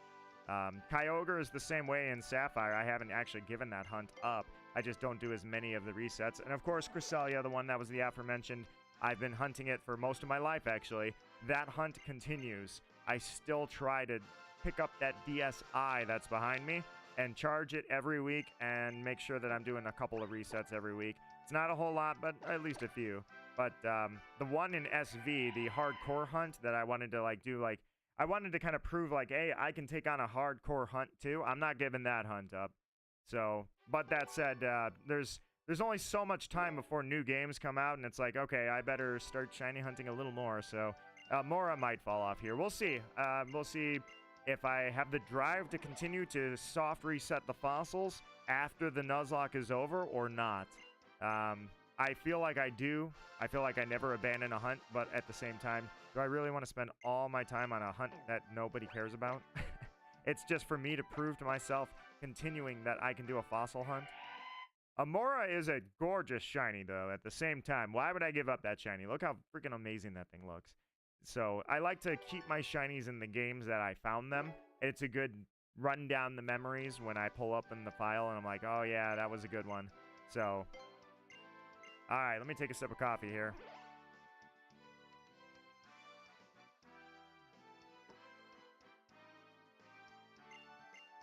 All right, Amaura. So I don't know how many I've got. I'd have to estimate out, but I feel like I've got probably at least a good 50 to 100 resets already. Probably about 50. And it seems like the DS, or the 3DS, is responding a little better. I was a little bit concerned about the button because where the buttons are on the OG 3DS, where select, home, and starter at the bottom, I thought, yeah, it might get a little sticky. I got to be a little careful about this. But, you know, at the end of the day, I'll just keep doing it until it dies flat on its face. My old, I would say, oh no, yeah, so the of my Nintendo Game Boy franchise history, right? The OG Game Boy Color that I've got, which was my first Game Boy. I never had a gray Game Boy, so my first one was a Game Boy Color. That thing is shot, dude. The speaker is blown, and the power switch is a little finicky. But you know what? I can still get it started. I can get that thing going and actually play it if I wanted to. That thing, it's got a blown speaker. You might want to have some headphones, put it that way. But I never soft reset it in that one because I don't think that was a thing. If you could, I don't know how. And yeah, I never soft reset it in Gen 2 on that system. By the time that I actually knew about shiny hunting and was soft resetting in Gen 2, I was using the Nintendo Game Boy Advance. The Game Boy Advance, of course, with the R and the L on the backside, made it extremely easy to do that. So you can actually visibly see, you can go over there, it's in the closet right now, open that up, grab my blue Game Boy Advance, look at the R and the L, and you can kind of see, like, they've been rubbed clean. They are not bright, vibrant grays anymore. So that I spent most of my time shiny hunting there. I did not shiny hunt on my Game Boy Advance SP very often, because at least not soft resets, because the buttons are they're a little flimsier. They're smaller and flimsier, and I didn't want to ruin my good one, put it that way, the Game Boy Advance SP. Now, the Game Boy Advance SP, it's not okay. First things first, it does not connect anymore to the GameCube. Naya and I are recording for the first time ever for her. She's never played any of the Zelda games before we met. I've taken her through every Zelda game leading up to, every main Zelda game leading up to Wind Waker. We're on Wind Waker now, and we're using the Game Boy connectivity with the GameCube. The problem is that my Game Boy Advance SP, I thought it works. I'm 99% sure that it works. That connectivity works with a Game Boy or a GameCube. It's not because it's a, I just messed up. It's not because it's a Game Boy Advance SP. That works with a Game Boy or a GameCube, rather. Not mine. Mine no longer works. It's shot. So I'm like, oh boy, the Game Boy Advance SP did not age as well as I thought it would. In fact, hang on, here, I'll show you. It's, this guy's sitting right here. I am holding my Game Boy Advance SP, and I'm gonna let you listen right now. Here's the speaker on it. Okay, you heard me flip the switch, right? It's charged. It's charged, and it does not start. So this Game Boy Advance SP, okay, I just went to turn it off, and it turned on.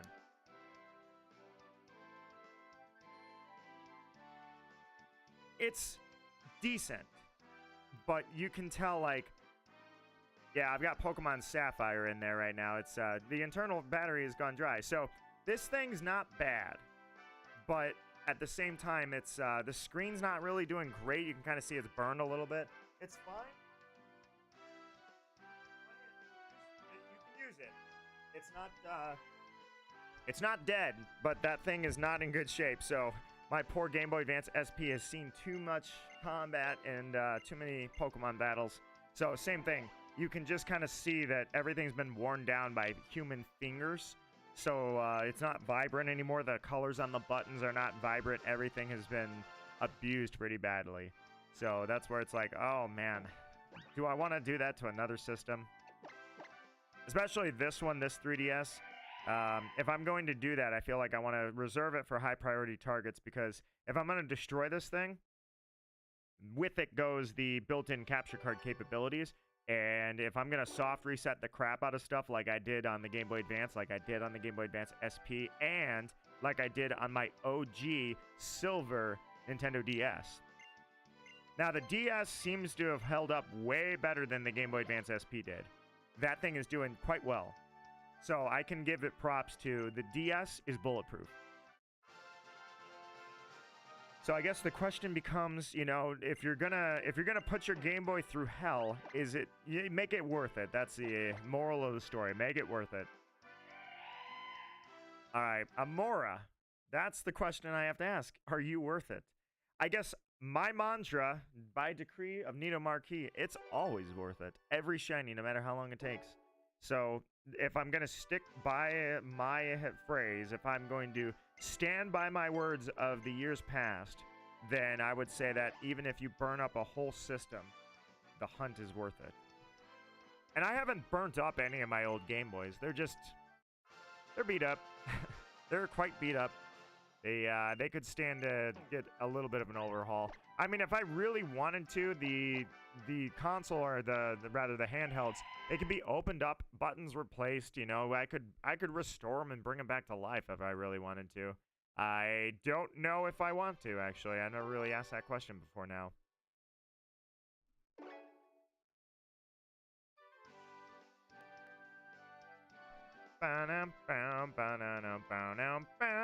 But yeah, I mean, I've dabbled with like painting controllers. Like I did a couple of paint jobs for a few people on GameCube controllers back in the day, and not only that, breaking a GameCube controller open, and you know, usually diethyl ether is what you spray in there to get the leads fixed. Like right now, my GameCube controller that does not appreciate what I've put it through for Melee.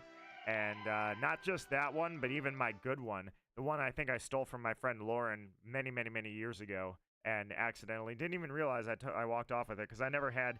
The reason I know that it's not mine is it had a translucent back. So if you could do the see-through back plating, that's old school. They don't do that anymore. Like colored plastics and injection molded color plastics, like that's just not something they do anymore. Translucent backs and translucent controllers, they just don't do that either. It's really strange. It's a lost art. Either way, I have one, and I've been playing Smash on it for like 6 months. And the reason I did that is because my Melee controller died for Friday Night Smash. That thing was on its way out and finally took that final plunge. So if I wanted to restore those, and I gotta think about it. I may restore those. Lots of little Torx bit screws that have names like T56 screw and things like that.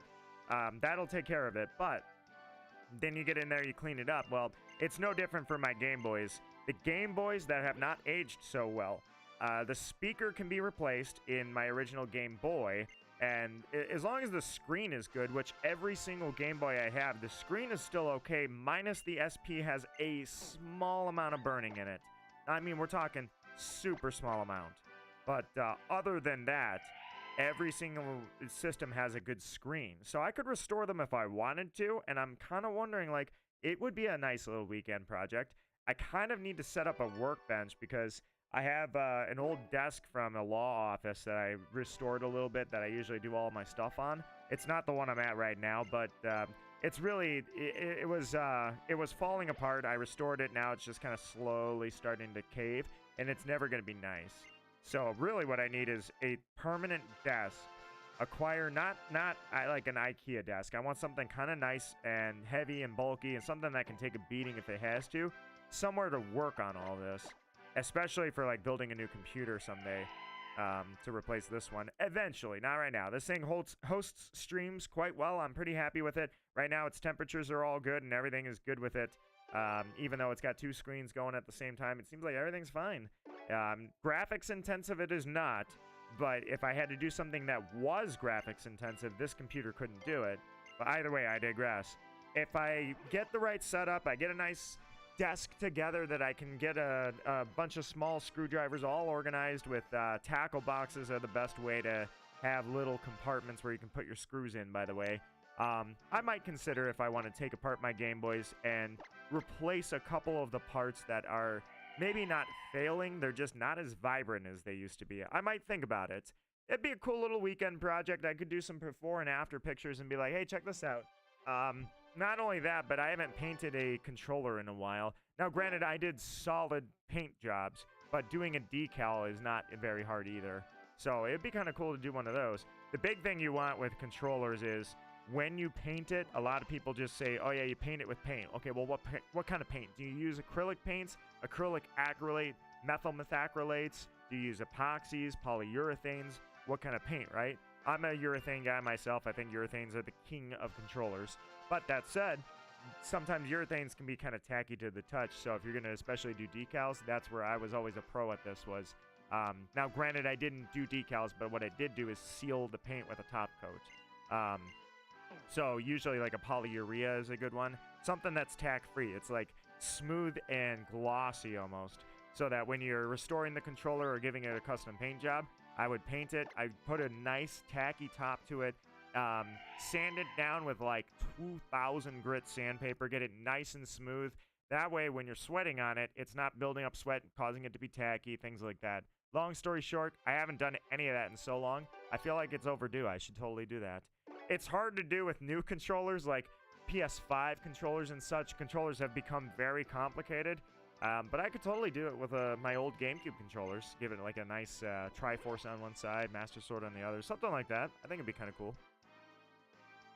At least the silhouette of it. If I was going to paint the actual like Master Sword with the colors and everything, I feel like somebody with better control over their hands than me and an eye for detail would have to do that because you would need the smallest little paintbrushes ever.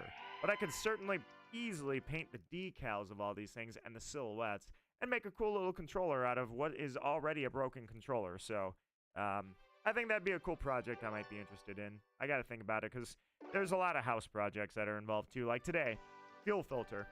Dude, talk about the easiest thing in the world, a fuel filter. For anybody that does not know, and the reason I say it does not know is because this has actually changed. Fuel filter is just a little inline filter. So, you have a gas tank that spits gas out through a gas line. No big deal there. Gas line hits the filter, so it's inline. It's an inline filter. It is pretty simple, right? You would think. And it was. It was really simple. Like they have been for 100 years. New cars or any kind of sophisticated car or anything with modern technology, they stuck that damn filter in the trunk, under the trunk in the gas tank. So you can't get to it. You have to go through the trunk or sometimes through the back seat. Depends what kind of car you got. Long story short, mine's not like that. Mine was inline like the old days, like everybody's old days, literally for 100 years. Dude, you would be surprised how much like shops want to charge you for that. Because there's a certain point where something's so easy that you kind of don't want to do it. Like, it would be really cool if you would do that. What is it, like 90 bucks? And it would be like, like 200. And it's like, okay, never mind. So I put a $14 investment into getting a brand new fuel filter and just did it in 40 minutes.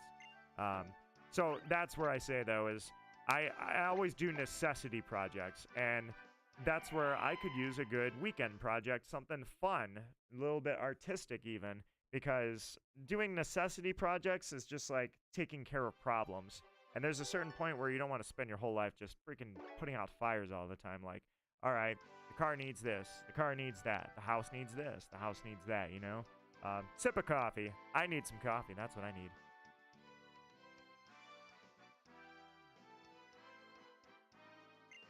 Anyway, so, yeah, I think I might consider doing that since I have 2 GameCube controllers on hand, neither of which fully work. One is dead. It really does not work at all. The other one's on its way out. It was behaving last night for Friday Night Smash, and it will probably inevitably behave, hopefully, for my 7-year anniversary of Friday Night Smash. Next week, I'm going to try and host a special stream. It's going to be an all-day stream for Smash Bros. Basically at the same time I'm doing it now, except I'm going to be doing Smash instead of shiny hunting. and I'll be hosting arenas with who knows what, every kind of rule, honestly. Every rule. I have tried to come up with crazy, funny, unique rule sets throughout the years of Friday Night Smash, and they're all going to pretty much collide on the same day when I do the anniversary stream. So, but with that in mind, before then, I probably won't do anything, but after that, I might consider if I want to maybe make a weekend project out of customizing, restoring, and particularly painting and making my controller nice again and make it unique, you know? It has that nice blue to it, the same blue that was, I mean, it was the first one. It was the very first controller. So it's blue like every GameCube controller was. But I kind of think that I want to possibly change that, you know? Hey, it might be time to give it a nice paint job like my car, maybe. That'd be good. Get a polyurethane paint. I have a polyurethane paint already, actually, an exterior grade polyurethane paint. It's already cross-linked, so it's not like it's polyurethane. It's not like isocyanate, which is the building block to a polyurethane. I don't have to worry about any of that. So take it apart, fix the electronic components, and then paint the shell of it. Top coat it, put it back together, and then maybe show you guys. Be like, hey, check this out. Maybe I'll even stiffen the springs a little bit on those on that C-stick to where I don't have to flick it as hard when I'm trying to do N-airs and things like that with you guys in the arenas. Dare I say, if I customize the controller, does that count as cheating?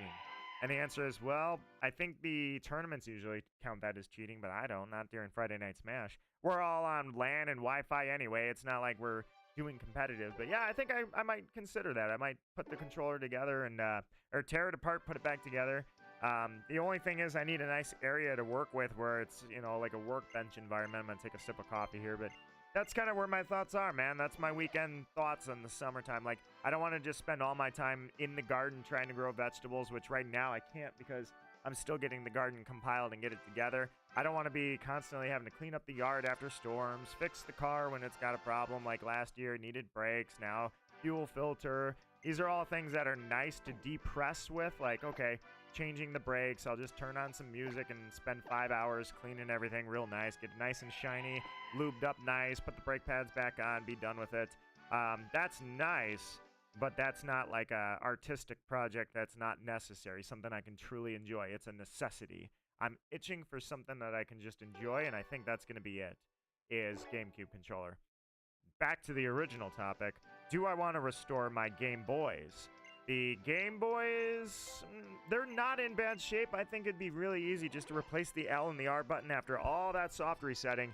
That poor Game Boy Advance is like, dude, you soft resetted on me for years. I've got like 200,000 soft resets on me. Give me a new L and R button and replace the springs while you're at it. I think that could possibly be something I'm interested in. I don't know if I'll ever use them again, though, to be honest. That's the thing, is I don't think I'm ever going to soft reset on those systems ever again. So do I restore them and just have them to be nice and then they sit after all that time? All that time to do nothing? Or do I just kind of let them be like a mausoleum to the adventure that was shiny hunting? When I look at those beat up springs on the L and the R button right now, and I remember all the shinies that I got on that, and remember, I lost, if anybody's not aware, I see some lurkers out there, if you guys are not aware, I lost my Crystal version save file. Literally, I think it was 3 years ago now, I made a video about it because I went to make a video of all the shinies I had, and that was the day I found out I had lost the save battery. All my shinies, the oldest shinies in the world, man, they were lost to time forever now. So technically, when I look, hiccups, when I look at my Game Boy Advance, and I see that it has beat up L and R buttons, and I remember the start key's not doing great either, it's, you know, it's a mausoleum to everything that I have done.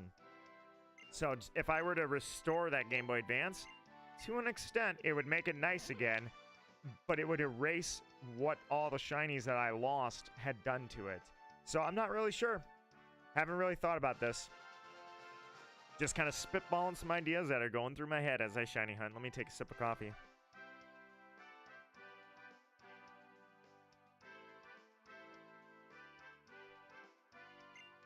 Doing this live for the Nuzlocke too is pretty wild because, like I say, if this thing were to shine right now, I think I would possibly consider continuing the Nuzlocke. Let me check one thing on YouTube's end here just really quickly. I was curious what Let me click on this. I was curious what the clock was at because I wasn't gonna shiny hunt all night, just for a few hours to see if I got the setup all set up and looking good and sounding good on top of that. And I think I did. I think I like where everything's at. So let me just check one thing really quickly. I need to look at actually more than one thing. I'm gonna take a look at a couple of things. All right, here we go. All right, give me 1 sec.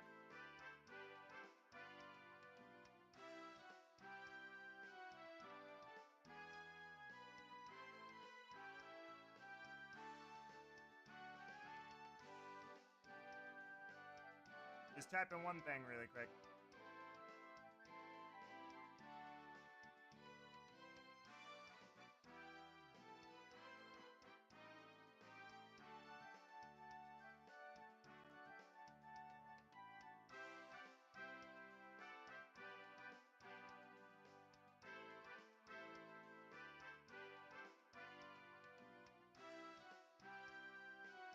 All right, I think we're good. I just wanted to check a couple of settings really quickly. Like I say, this is the first time I've done this on a 3DS. I have never streamed from a 3DS before, so even though I've had this 3DS specifically for years set up to do this, I have not actually streamed it before, so I wanted to be kind of careful with the setup, make sure that the sound is coming through right, make sure that the visuals are coming through all right, and not only that, kind of happy with how cool the computer's running. It's not graphic intensive, you know what? It's mentally intensive. It is the will to sit here and reset and reset and reset, all in the name of a sacrificial lamb that I might just lose during the nuzlocke, which would be awful, and I'm not going to put that into the universe. It's going to be great, and it's going to live, and it's going to see the Elite Four if it does shine right now anyways. But no, I was just curious. I wanted to make sure everything's running smooth, so... But, yeah, I don't know. I mean, is anybody out there, anybody that's lurking, what do you guys, anybody have anything to do with, like, customizing consoles, customizing their controllers, anything like that? It can be simple, man. Even if you just put decals on your side. Well, it used to be on the side of the console. You can't really do that anymore. But like on the docking station in the Nintendo Switch, putting a decal on there, the top of the Wii or the side of the Wii, depends how you mount it. The side of a GameCube. Like, anybody out there have any customization that they do? The backs of the 3DS used to be a big one, putting decals on the back. Not only that, but the official 3DS releases, those were sweet, dude. I played Pokemon Moon on Naya's 3DS XL, and I literally used a 4K camera to video it. It was a great way to do it. It's just, it was not as clean, but it doesn't matter. It doesn't have to be. As long as I'm entertaining, which, that's questionable too. I digress. I thought it was great, but I love that 3DS. That 3DS was the X and Y versions that were they were the official release of X, or they were the official versions, the official 3DS themes for X and Y. She has the Yveltal one that is red with the black decal on it. Oh man, that thing is sweet. And that's coming from a guy that always basically picks the blue palettes. That's why I'm playing Pokemon X and not Y. Even though I like Yveltal better than Xerneas, I still usually gravitate towards the blue palette. But that 3DS is pretty freaking sick. That thing is sweet. I almost want to find one myself. In fact, I probably should look around for one. I'm sure they're stupid expensive at this point, but hey, who cares? Okay, I guess I care. I'm very practical with that. Fun fact about me, guys. You probably will never see me collect Pokemon cards ever. I have my original cards from back in the day. Ironically, they're from like early 2000s. There's a decent cash value there I did not know about. I looked it up a couple of times to see what I've got specifically, what versions, like first editions and Shadowless and things like that. And there's a decent like, oh no, I need money now pit sitting in that little binder there. Either way, I won't do it again though. I will not gather or collect Pokemon cards outside of the fact that scalpers are absolutely insane right now. The big thing for me is I just don't like a lot of stuff. And that's just a fun fact about me. So figurines, amiibos, Pokemon cards are all things that I really don't like having a lot of. I don't own any amiibos, but I don't like having amiibos. I don't like having stuff that has to sit on a shelf and there's like a collection, basically. I'm not much of a collector. I'm just kind of curious if anybody else kind of feels the same way. Like figurines, Final Fantasy figurines, plushies, Pokemon cards, Magic the Gathering cards with themes like Final Fantasy, Avatar The Last Airbender, things like that. Books are fine. Books, you read a book, you put it on the shelf, and maybe you resell it at some point, but I don't. If I have a book, I have several books, and they just sit on the shelf. Games, I play the game, and then it goes on the shelf. It's not really a collection. It's more of a, it is a collection, I guess, of memories, because I can remember all the games and all the good times I had playing those games, but at the same time, I don't collect games. So that's where I probably wouldn't buy, even though I love it. If I were going to have another 3DS, and it's a 3DS XL, that would be the first thing on my mind is if I want to buy the Evaltal edition or the Xerneas edition because of how cool they look, and it was an exclusive edition of that system, my first question to myself would be like, you're spending money on something you don't need. It's going to sit and just look pretty. And my big issue, I guess, it's kind of weird, but I go down a weird road when it comes to, like, why don't I like collecting stuff? Because if I have a collection, it's to show it off. If I'm showing off a collection, it's basically flexing wealth, and then you're going to get outflexed by, like, rich people. On top of that, when the collection is done, its end of life of that collection is my end of life. Like, eventually that collection is going to sit there, it's going to look cool, and then I'm going to go. And when I go, people are only going to care about if they can get their hands on my stuff. So I go very existential with it. It's kind of a strange place to go, but that's why I don't like collecting stuff. I like stuff that's practical and I can use it and not having too much. The one time I kind of broke this rule recently, ironically, was my PS5. So I have the Ghost of Yotei edition, and it came with a controller as well. Technically, it's not a collector's item. Or rephrase, I'm not collecting it. It is collector's edition, but I did not collect it. I got a really good deal on it for Black Friday, and I ended up selling my original console to a coworker because I didn't have that many games on it anyway. I haven't been doing much on it. So I was like, you know what? It would be kind of cool to have the collector's edition of this and another controller while I'm at it. So that was the one time that I swapped out for a different, like a themed console. But in general, that's just a fun fact about me, is I really don't like having excessive stuff, and I don't like having collections. Pokemon cards, that's why I wouldn't do it. Pokemon cards hold absurd values, sometimes for no reason at all. And not only that, if I have a collection of Pokemon cards, that means I have stuff laying around. And to an extent, I have some Pokemon cards of, like, if there's art that I really like. But what I don't do, even though I do it during shiny hunting, that's different. That's a digital collection. I don't do it with, like, Pokemon cards where I would be like, this one's full art, this one's holographic, things like that, you know?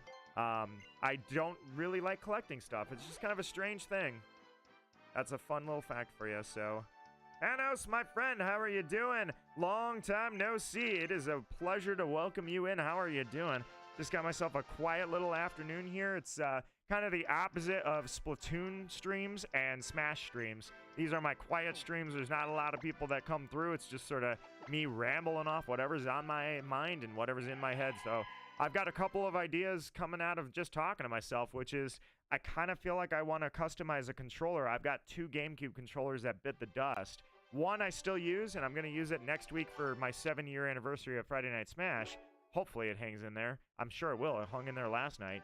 But the other one is dead, dude. This thing is toast. Joysticks don't work.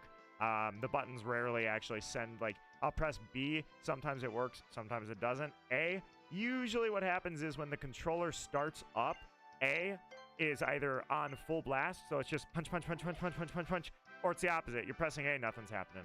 The start button does the same thing. So I was like, you know what? I just kind of sat here and had the idea, like, I used to paint controllers for my friends. You take them apart. You take the circuitry out, which in my case, I would actually repair the circuitry with, hopefully it's just corrosion diethyl ether. If I got to get a soldering iron, I don't have a soldering iron anymore, so I'd have to get some very fine tipped soldering irons. Either way, long story short, I might be interested in doing a weekend restoration project for my controller that died for the GameCube. It's been a little while, and I think it'd be cool to repaint it a different color. I went through some chemistry of paint. That was a fun little topic. Either way, to paint it again, maybe even put like a silhouette of the Triforce on one side and the Master Sword on the other with some decals, and then seal coat it and put it back together and use it again, you know? Maybe even fix the joysticks with some better springs. I don't know. I might be interested in restoring that thing, though. That's where I'm at, Panos. How are you? Take a sip of coffee. I think it's my last sip. Yeah, there's not too much left in this coffee cup. This is for my live, or this is live, but it's for my nuzlocke. So I have a recorded series going right now for Pokemon X, and I'm shiny hunting. I'm not just shiny hunting Amaura because I like it. I'm shiny hunting it in the attempt that I want to actually add it to my series. So that's what this is all for. There's a goal in mind here. I'm also enjoying that this game, I keep calling it charming, but it really is. The graphics of Gen 6, the generation I missed, it's very charming.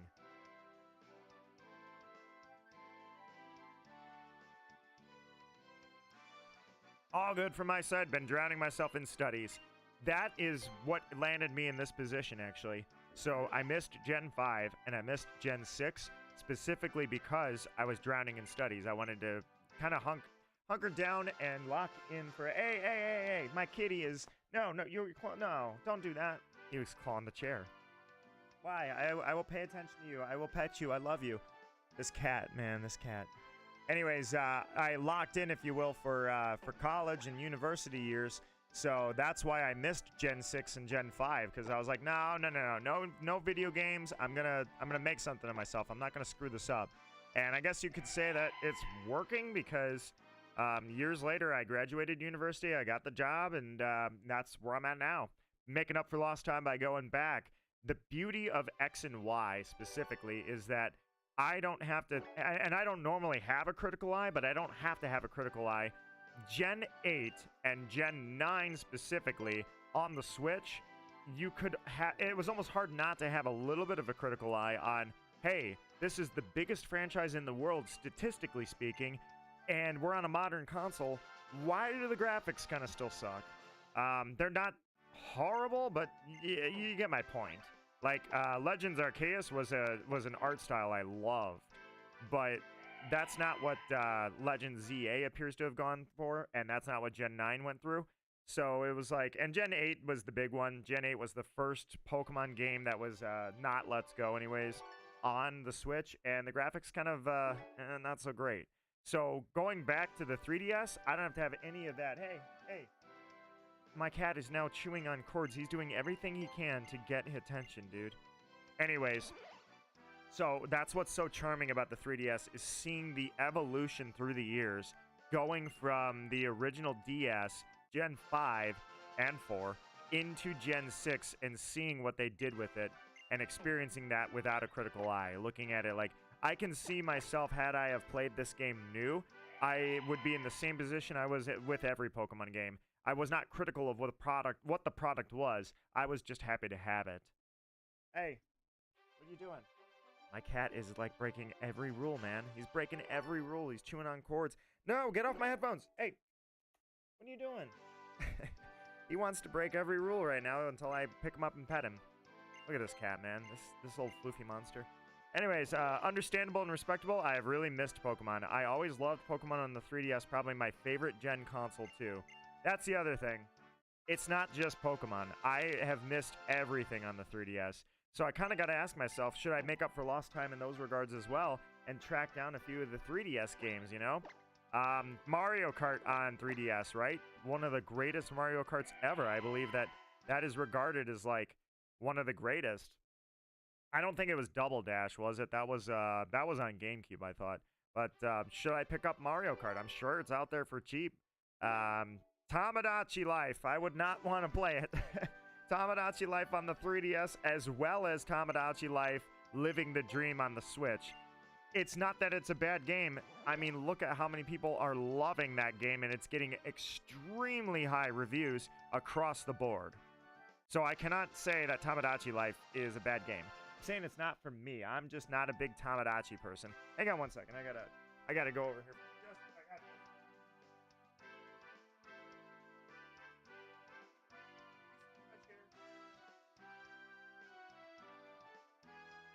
Well, now this is extremely awkward. My cat has stolen my chair, so I don't even know what to do now. He's literally pancaking on it, so I cannot get back on this chair.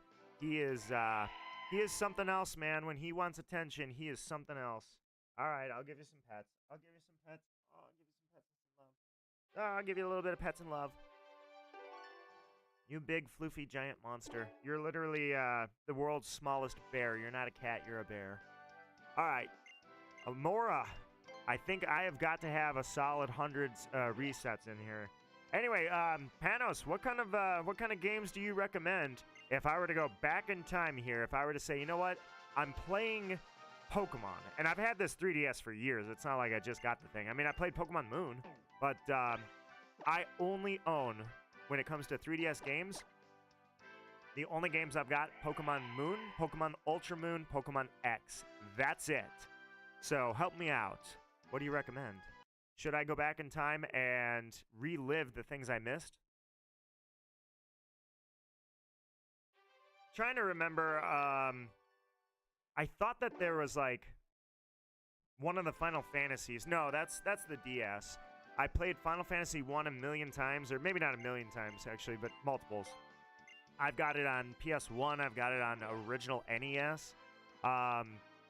Final Fantasy 2 was included as well on that disc for the PlayStation 1. Final Fantasy 3 I played on Nintendo DS. 4 I never played. 5 I never played. And then 6, 7, 8, 9, that was all PlayStation. So I was thinking one of them came out on the 3DS. I could totally find myself a copy of that. All right, let me do that. You know what? I can check that right now. That's the beauty of shiny hunting streams is, although I guess some people would say it's a curse, but I can talk to myself for hours, is most people are lurking and probably only coming through every now and then. I don't have a whole huge crowd, but I don't have a lot of obligation either. With a small stream like this, I can just do stuff like this. So let's see here. 3DS, Final Fantasy games. There are none! Aha! I was wrong. Or actually, I guess I was right, because I was thinking that that was the case, is that they never released Final Fantasy on the 3DS. Alright, let me do this, and then I have an awkward position. I'm leaning over the mic because this cat stole my chair, and I don't have the heart to kick him off the chair, so I guess that's where I'm at. When I shiny hunt, I'm doing strange things. So right now I'm doing aerobics because I'm keeping my back straight and then looking over the DS and looking over my cat and reaching down my mouth to the microphone. So, hey, Panos, real quick, how does everything sound? I was just curious. I want to make sure that everything sounds good. Haven't had anybody confirm the sound quality to me. Did I get it right? I kind of heard it earlier because I put my headphones on and did a playback. I believe everything is in a good ratio. My voice is not too loud. And I think the game's not overwhelming either. So I think I'm good to go. I just wanted to make sure I got it right. I'm actually going to take my coffee cup into the... now I got two cats. Hi, buddy. The cats are taking over my life, man. I'm going to go into the kitchen real quick, put my coffee cup away, and just kind of stretch my legs for a moment. So I'll be right back. But, oh, yeah, I can't... I put the DS down there, or the 3DS. I can't reset. There. Solid reset right there. That was good. That was a really awkward, strange balancing on its corner. Like, you guys don't understand how awkward that reset was, but it worked great, so I'm proud of myself. It's the little things in life, man. Like getting that fuel filter done today. I changed the fuel filter in my car in like 45 minutes flat. It was so easy.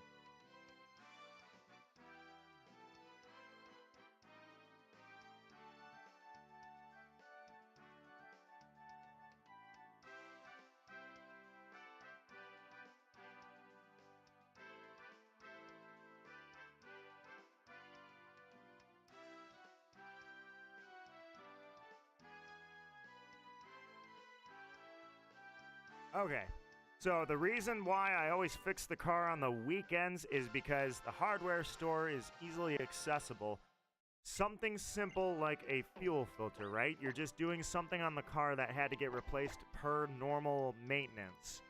And the reason why I say it was easy, it should always be easy. Well, maybe the modern fuel filters they stick in the fuel tank is not easy, but the ones like in line that are just in the gas line, those are supposed to be easy. There's a grand rule about fixing anything in my life. If it's easy, it's not. If you think it's not going to take long, it will. The reason is because you'll like the first screw to get the plate off, a splash guard, will probably snap out of rust. Or you'll take a clip out, and that clip is now destroyed. It will not go back in. Like, that stupid stuff happens every time you go to change anything or fix anything. But today, it was easy and nothing broke. So that's why I say, man, this is a good day. I'm celebrating the fact that I'm leaning over my microphone because my cats, that's plural now, have stolen my chair and they've stolen my sitting spots. They wanted all the cuddles in the world. They have won. I am defeated. So I give them props. It was a very calculated move. The fluffy one led the charge, and it was a success by them. So now I'm giving myself props for keeping my back straight and in a good position as I lean over cats and I lean over to reset a Nintendo 3DS while my mouth is still in front of the microphone. Props to everybody involved. This has been a success. I'm twisting and contorting my body in a healthy way, even in an awkward position. Good for me. Amaura, you could make this day like legendary right now. I'm gonna watch Devil May Cry. That's what I'm gonna do. I've committed to it, man. That's what I'm spending my afternoon doing, is watching season 2 of Devil May Cry. It's gonna be awesome. Pour a couple drinks, sit down, bang it out till midnight, man. It's gonna be awesome. But with that in mind, with Devil May Cry, I might possibly still soft reset a little bit while I'm watching. And if I do that, it's going to be completely off of any recording. So all I will be able to do is show you the Shiny Amaura when I'm done. That, or I'll just run this wire and record it. I don't know. Yeah, I mean, I do that with other things. Maybe I'll do that with this. It was always easy with the Switch. Actually, it's the easiest with the Switch. Since I kind of have to be connected via a wire with the 3DS, I would have to just untangle this thing and all the way out. I mean, it's wrapped up nicely. I can't complain. It's in a good position. I have the cord's not like a mess or anything, so I can just untangle. I have Velcro ties on it really nicely. Probably about a 6-foot cord. I mean, that's 6 foot's all I need for Zelda. When Naya and I are playing Zelda, I move the Wii out, and 6 foot is plenty. So I might do that, man. That's my night. Listen to that. How's that for a night? Watching Devil May Cry and soft resetting for Amaura. That sounds like a night to me, man. Oh! Yeah, no, don't worry. It wasn't a shiny. Anybody that's lurking, you don't need to check the screen. That's not a shiny. My cat has decided to give me reprieve. He returned my chair to my custody. He left. And it's warm. It's very nice and warm. In fact, that's probably why he took the chair in the first place, was my butt made it nice and warm, and he soaked up all my heat. Now that that heat is gone, he wants me to sit and return heat to his chair. And as soon as I stand up, he'll take it again. I'm also checking my other cat because he's wild. He just runs around so often that I'm like, you're being quiet. What's going on? Something's wrong. You shouldn't be this quiet. Amaura, blue again. Ironically, as gorgeous of a shiny as Amaura has, the funny part is that I'm doing all this work for a form I don't prefer. Its blue version is absolutely my favorite. It has a very good shiny. I have no complaints about its shiny form. However, I actually prefer, it's like Nidoking. In fact, Nidoking, if anything, its blue form is a little, just a touch lackluster. For my favorite Pokemon, I would have preferred, I guess I don't know, but maybe just not a solid color, you know, maybe not a palette shift like it was. Maybe a little trim to it. Either way, same thing is its base form Amaura, and Aurorus is just like Nidoking, where I don't hate its shiny, I just prefer the base form. So I'm doing all this work to try and find myself a shiny of a Pokemon that I don't even truly appreciate its shiny form. How dare I? All this work for nothing. But that's not to say that I'm putting that in the universe that I prefer no shinies this stream. In fact, you know what? Maybe that's what I need to do. We need to incept the universe. Make the universe think it's screwing me over by saying, Oh, I prefer the base form. I don't even want this thing to shine. Bam, shiny. I need to do one of those. You know, it's like when you buy a generator and your power never goes out again, or if you buy a warranty protection plan and you never have any problems ever, and you never use the warranty. Same thing. Now, warranties are kind of designed by that's not really fair. I'm thinking universe. Warranty and universe don't really go together because warranties are designed to mainly you buy something and all these people buy a warranty with the idea in mind that the warranties won't get used as much as what will be profited from selling the warranties. So that one doesn't count. But certainly the example of buying a generator and your power never goes out again, same thing. If I say that I don't like the shiny form as much as the base form, maybe that's where it's like, okay, well, here's a shiny just to screw you up. It's a full odds hunt, but I mean, it's full odds double what I'm used to. The problem is that full odds at double what I'm used to, so 1 in 4,096, has screwed me over way more than 8,192. I have had longer hunts with double the odds than I ever had years ago. My longest hunt back in the day anyways, when I was a kid, when I was a teen, outside of the one, my channel, I've been talking about this for 8 years of this channel, the one, Cresselia. Cresselia, I have been hunting for most of my life. I might actually have to write that into my will who's going to take over that hunt, because it will simply not shine. And I've done it on 2 cartridges, so I know that it's not like... Not that I think this would happen, but it's not like one cartridge got shiny locked and then all the others weren't, you know. Long story short is I never had any old hunts go that long. I hunted every single starter from 1 through 4. Every single starter. Took very little time. It was all easy. No long hunts. We're talking a week, 2 weeks. Like, everything was great. And then I get to the new games. My odds double and my results, they go in half. So, to an extent, it's like, you know what? I say that this is 1 in 4,000. This is still double what I'm used to.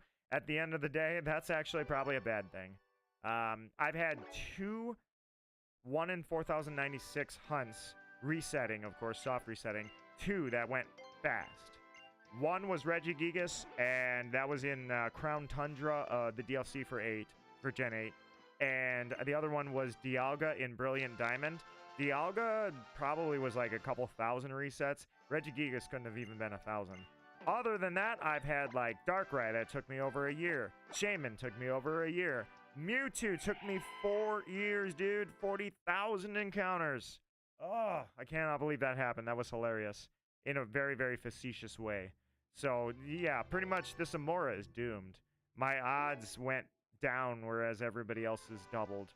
I need to go back to Gen 5, except shiny locks.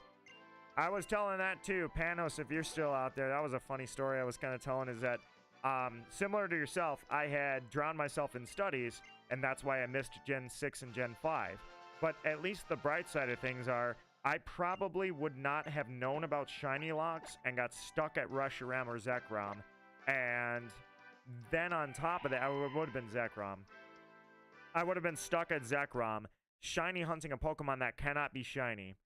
Just for then me to discover shiny locks online, and I would call their bluff like I did in Gen 2, like I did in Gen 3. I would say, nah, that's not a thing, you know? I called the bluff in Gen 2. It was literally, there's no such thing as shiny hunting. That was the rumor. And I said, no, I believe that there's shiny hunting. I'm gonna prove it. I saw very crappy pictures on like Envision Freeforms and GameFAQs, and I said I want that. I shiny hunted Lugia, and it happened. So then Gen 3, the lie that I remember debunking was, in Pokemon Coliseum, if you purify a shiny shadow Pokemon, it will not be shiny anymore. I debunked that with Suicune. Saw it for myself. I said, I'm going to find out.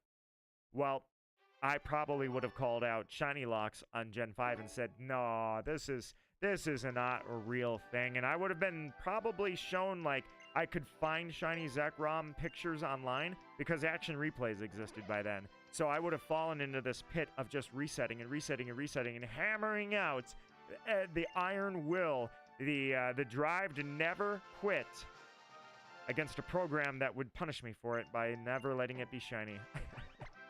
I at least, I may have skipped 2 generations of Pokemon, and I'm going back to relive those now. But at the end of the day, at least I saved the hours of agony of shiny hunting something that's shiny locked. Oh, how fun that would have been. And I plan to never be in that position. I don't ever plan to run into shiny locks or be the first person to find out something's locked. I really hope I never accidentally run into that. Better yet, here's a wild idea. Pokemon, stop shiny locking stuff. I'm not going to do shiny hunts, or rephrase, starter hunts. If they're concerned that a small fraction of the crowd is going to sit there at the start of the game and reset for starters, I'm not going to do that. The only time I would do that is if I'm done with the game and I'm restarting a new save file. You don't have to worry about me. I promise you're in good hands. Your legendaries? Yeah, I might shiny hunt those, like, in the middle, you know, like this, like Yveltal and Xerneas. I'm assuming that they're going to happen around, like, 6 or 7 badges. In my case, Xerneas. Like all of them, they pop up and then you go finish the game. And, you know, if you're concerned about stopping the game 3/4 of the way through and then soft resetting 1,000 times, don't worry about it. I'll be okay. I'll monitor my heart and make sure I don't have an attack while it's going on. I don't know, Pokemon. All I know is please just take these shiny locks out of the game. That would be sweet. Either way, that's the only bright side to missing Gen 5 was I put Pokemon down, I put gaming down, and I focused on studies. That's the only bright side, is it saved me from beating my head against a wall to prove shiny locks aren't real. That one I would have been wrong. I don't know what I would have done if I had actually been looking up and found out that people were talking about shiny locks. I don't know if I would have said, I call your bluff, bet, let me try. But I feel like it's a very strong possibility I would have done that, so it's the only bright side, man. Everything's got a bright side, and that's my bright side, is that I didn't try to overwhelm a shiny lock with more resets. Like, climbing the mountain, you know, I'm not Sisyphus on this one. I'm not like, shiny locks? Well, then I'll just have to reset double the time. I will break your shiny lock. By now, I would imagine you can probably, I wonder if that's a thing, like, can you use an action replay and turn off shiny locks? I mean, they've obviously got the shiny sprites in the game. It's not like they didn't program a sprite in the game. So if it's in there, you know, if it bleeds, it can die. If it can sparkle, it can shine. So if its sprite is in the game, then I wonder if an action replay can just turn off shiny locks altogether on an old cartridge. And you go through the game and just smile as everything is broken. Gen 4 had the ultimate shiny glitch. I think this was discovered, I'm going to say it's like years after the game came out, but the ultimate discovery was the cute charm glitch.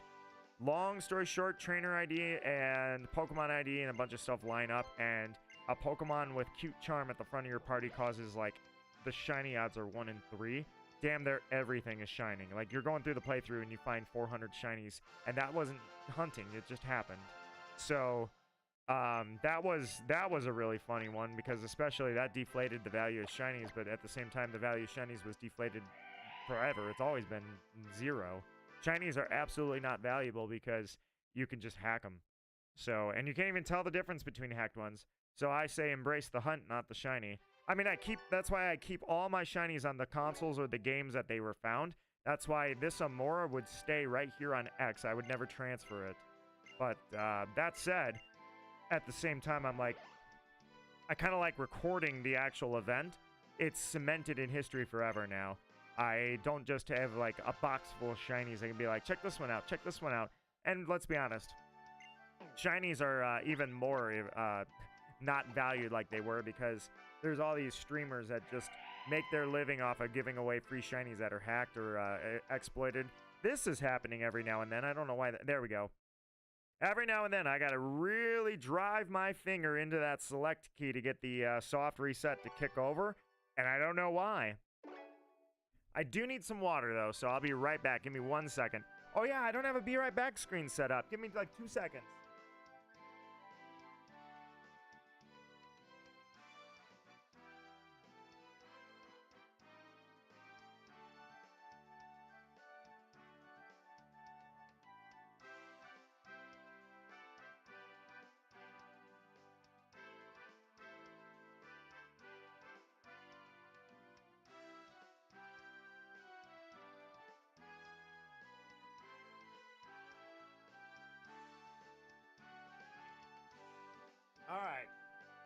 hopefully whoever's out there lurking and has been enjoying this stream, and since like I say, I know that single players, especially for a small channel like mine, are not going to attract a whole lot of people, a huge crowd.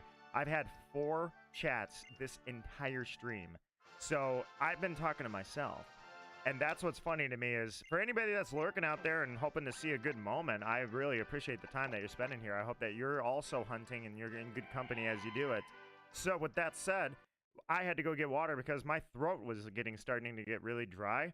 And normally I have like honey and ginger tea, so I always have a good throat to go, but not this time. I was starting to get dry and it was like raspy and I was having problems.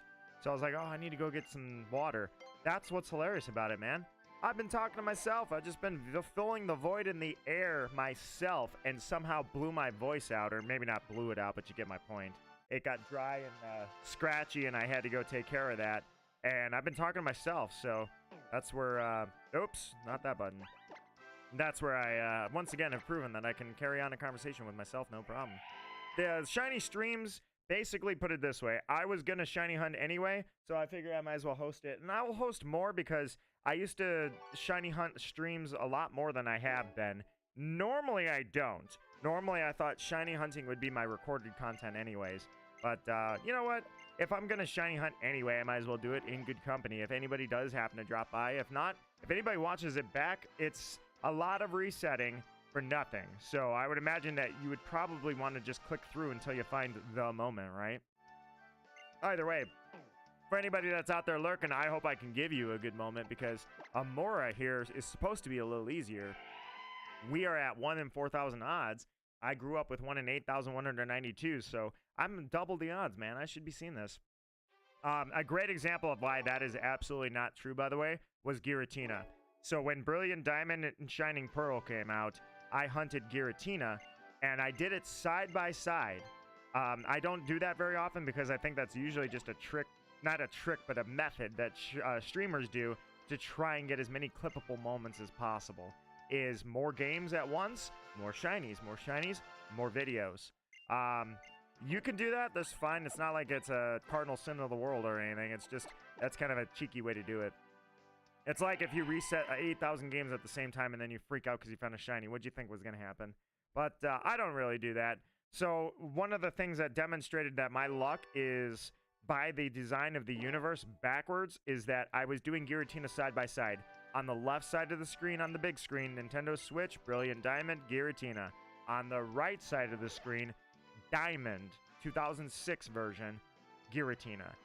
The one on the right had 1 in 8,192 odds. The one on the left, 1 in 4,096. Guess which one shined first, dude? It was Giratina full odds on Diamond, not Brilliant Diamond. That was a perfect example of my shiny luck is backwards. Because my luck in general, according to the universe, is backwards. When the odds went up, my results went down. That's why the video I have on my channel that's like the first video you see when you click on my channel is Shiny Mewtwo, because it took me 4 years to do that. Dude, I saw people that ran into that Mewtwo shiny and literally, they got it so fast they weren't even prepared for it. They literally lost the battle against that Mewtwo because they were just looking for it to shine and didn't even plan for it. Me, I sat there in that cave for 4 years. That thing was ridiculous. At least I got a lot of exercise during it, though. A lot of my resets, I was lifting weights, and then when I was cooling down in between sets, bam, couple restarts. Or I was on my bike indoors. It was locked into the trainer, and I was just sitting there biking and had music going, and in the distance, I was resetting for Mewtwo. So that's what happened when I found that Mewtwo. 40,000 encounters later was I literally had just finished a workout. And I was going into the kitchen, and I literally, every time I did this about 100 times, where I'm like, all right, here's a reset. You better not be shiny while I'm AFK. So I encountered it, put the Joy-Con down, and walked into the kitchen. When I came back, Mewtwo was green. I'm like, oh my god. You know, after all those resets, you picked one of the ones where I'm like, don't be shiny when I get back. And it was. I was like, yeah, my luck is totally backwards. When they increased the odds to 1 in 4,096, my results crashed. The old school games are where I get fast shinies, and I don't know why. So Amaura here, therefore, should probably not shine very quickly for me. But you know what? we're going to still make it happen anyway. I'm going to sit here. I'm going to reset. I've got some good ideas brewing. Like I said, my afternoon is going to be, I think I'm going to continue to soft reset for Amaura, and I'm going to watch Devil May Cry tonight. The season 2 came out, I think, yesterday. So I'm gonna watch some Devil May Cry and continue to soft reset and just have myself a good time, a good night, man. It's going to be awesome. So if Devil May Cry will take me, like, I don't even think I'll finish it tonight. There's too many episodes, so I'll try to binge it, but if I don't, either way. If I find Amaura, though, watch out. I'll post probably a YouTube short for that, because I won't have the catch video. It's a soft reset. There's not much to it, so probably post it as a YouTube short, and then from there on out, it'll just be part of my nuzlocke. It'll be integrated into the nuzlocke, so there's that too. Do I want to give you a nickname? No, I don't. If you guys want to see, by the way, if anybody out there is lurking, is interested, so the overlay right now, I love how it looks, and one of the things you can't see is there's a spot under the screen, because I was going to put the screen down below on the stained glass that Janinjuice made, by the way, which is awesome. I freaking love it, but it was for the alerts, so if I were to do this,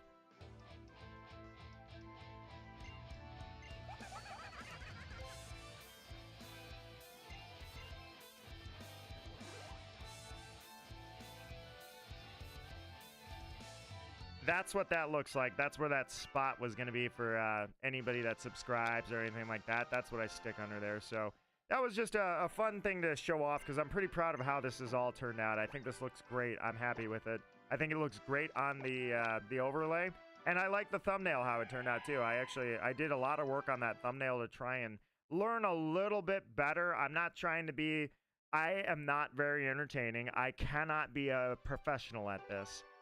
Making a better thumbnail is not going to fix the fact that I'm not like a hype streamer and I don't even have a cam. So without a camera, it's not going to change a whole lot. So I don't want to become like a graphic designer in the anticipation that if I just make things look dolled up for you, that it's going to instantly like explode in popularity or anything like that.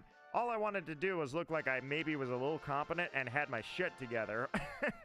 I wanted to at least have a skill in my back pocket of being able to put together a decent thumbnail. I did not think it would look as good as it does. I've been thinking more about clashing vibrant colors with darker backgrounds or darker colors with vibrant backgrounds, and using very, very easygoing gradients and mixing that in with the right amount of blur and just messing around.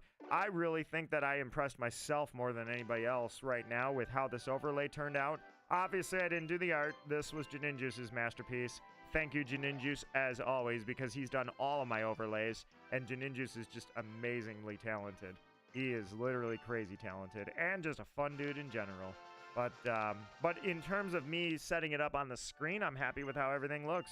I think I did a pretty good job, so I'm actually proud of that, and I'm proud of the thumbnail today. I think for a guy that's got no artistic talent and no skill and doesn't know how to draw or anything like that, and certainly does not graphic design, but we'll never use Gen AI, no generative AI from this guy ever. Don't worry about that. I will always shell out cash for my artists. I will find new artists. I will appreciate art. I will never generate art. AI has a purpose in some places, like data entry and data analysis, has no place in generating art or backgrounds or anything, you know? Anyway, I digress. I thought I did really well with this. I was actually, as I sit here and stare at it, and I stare at Amaura continuing to not shine, I think that I'm very happy with everything. I think I impressed myself today. And at the end of the day, I'm my worst critic, so the fact that I impressed myself, it feels good. Feels good. Sometimes you got to take a step back and just be like, dude, not bad, not bad. Pat yourself on the back like, I couldn't have done this years ago. Now, what I could have done years ago, and I will continue to do, make Amaura shine. I will reset this game as many times as I need to. Then again, earlier in the stream, I also said I might abandon this hunt because if I'd finished the nuzlocke and I still haven't had a Shiny Amaura pop up, I might just walk away from it. But at the same time, I have never walked away from a hunt before. Why would I now? I said I want to spend my limited time because I don't shiny hunt nearly as much as I used to. And if I'm going to have limited time or choose not to spend all my time shiny hunting, I want to do high-profile targets only.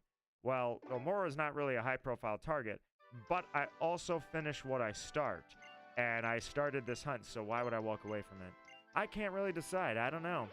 What does anybody out there think? If you hear my words right now, do you think that walking away from a hunt after hunting for over 20 years, walking away from a hunt is something that shouldn't be a card in my playset at all? Or do I stick to it? Or do I just say, you know what, Amaura, I'll probably find another one later. Doesn't have to be an X. Then again, this would be my first Pokemon Gen 6 Shiny in their actual respective generations. So walking away from a hunt like that, yeah, I'm kind of just feeling it right now. Like, I shouldn't do this. I should never walk away from a hunt. Amaura, what do you got? I'll probably go till, I don't know, maybe another half hour, like 7 o'clock, somewhere in there, and then I'll keep going with this until then. And then after that, like I say, I'll watch some Devil May Cry. I'll turn off the stream. The shiny hunt shall continue off stream. And if you see a YouTube short pop up of this hunt, then you know what happened. It's weird that sometimes the DS doesn't want to reset, soft reset for the shinies here. It's the select button seems to be the one. That, or I'm just not, maybe it's R and L and I'm just not feeling it right. But every now and then I got to give it a little more oomph than I do before. And I don't like doing that because the way that select, home, and start are set up, they're all in a bar in a row with little plungers underneath. I feel like I could break it really easily, and I really don't want to. I don't want to wear this thing out. Like I was talking about earlier, my history of Game Boys, my collection, if you will, of Game Boys, even though I'm not a collector of things, you look at the mausoleum of shinies that I have. My original Game Boy is not in great shape, but honestly, the only thing that's really a problem with it is the speaker blue. So the Game Boy Color, my first Game Boy ever in my life, back in the 90s, that thing just has a blown speaker, nothing else. Then you look at the Game Boy Advance, it's probably the springs are not great on the R and the L, and you can visibly see where my fingers have kind of imprinted, and it's not vibrant gray anymore on the back of the console or the system. It's been abused for probably 200,000 soft resets, because I did not soft reset on my Game Boy Advance SP. I did it solely always on the Game Boy Advance because it was easier to do. It had bigger buttons. Well, the Game Boy Advance SP seems to have aged a little funky, and it's probably because that's where I did all my competitive on it. So during Ruby, Sapphire, Emerald, I played a lot of Pokemon in terms of like training up Pokemon. I don't think I knew about EVs, IVs, and the split from DVs. I don't think that was all named and known yet. It might have been towards the latter, but I know I knew it during Gen 4. So either way, the SP is back there. It's a little faded on a few buttons. It's not really doing great. And the start, or I should say the power switch, it doesn't like to keep the power flowing, put it that way. So I was running through a history of my Game Boys, and I was kind of wondering if I should do any restorative work on them. Open the thing up, replace the R and the L, maybe replace the springs, and, you know, get it nice again. And I wouldn't even use it, though. I wouldn't be shiny hunting back on it. I wouldn't be using it for anything. It would just be make it nice as it sits on the shelf. And as it sits on the shelf right now, it's the only living proof of all the shinies that I've collected, because I lost the save file to a dead battery on Crystal right as soon as I thought I should catalog all my old shinies. The oldest shinies in the world, man. Dead. Gone right there. And it was kind of heartbreaking. It really sucked. But at the end of the day, now the only living proof I've got that those shinies ever existed is you can see that the soft reset commands are where my fingers spent their most time on the Game Boy Advance. So to restore it, that's why, as I was talking earlier, I'm like, I don't know if I'm going to restore it. I don't know if that's a good idea. Instead of restoring it, I think I'll leave those on the shelf. And what I will restore is the GameCube controller I've got. One, maybe both, probably just the one, because it's solid color plastic. And I could take it apart, spray some diethyl ether, try and see if the corrosion's the buildup of corrosion is the problem with that controller. If not, maybe a little solder. I could use a soldering iron. I don't have a soldering iron anymore. I didn't want to buy one if I don't need it, but honestly, I probably should. You can get really, really, really fine tip soldering irons. So I could put the relays back where they need to go, solder them back into place, then give it a nice paint job, sand it down, paint it, give it a good polyurethane, and maybe some decals on there as well. Top coat it, put it back together, boom. That is a restorative project I think would not diminish the memories of what that GameCube controller had been through, but it'd be a nice way to bring it back to life. That's what I'm kind of thinking. This stream of me just kind of throwing ideas out there for myself has led me to thinking about that, and I think I'm going to go through with it, man. I think that's a project I'm interested in doing.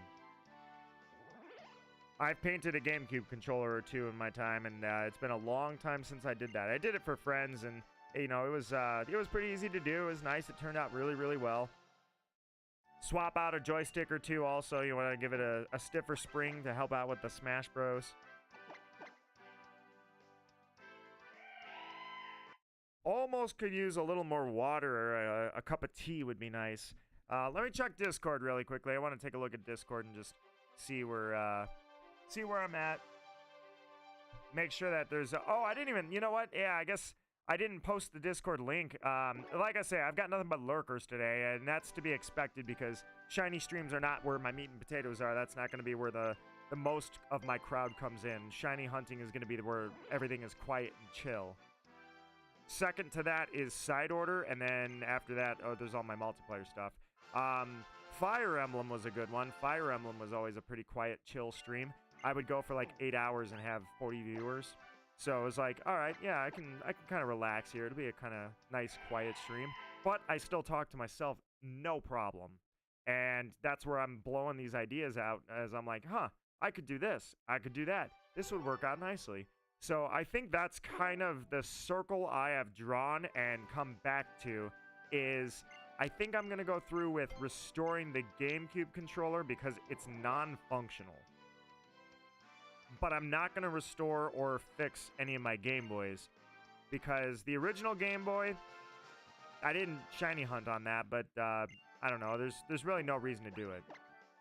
Game Boy Advance and the Game Boy Advance SP, I would just buy another SP if I need it for anything. And the Game Boy Advance is a mausoleum to all the shinies I caught before even most people weren't even born yet, let alone shiny hunting. So as the oldest shinies in the world now erased to time, the only thing I've got to prove that they ever existed was that beat up Game Boy Advance. So why restore it and erase that, you know what I mean?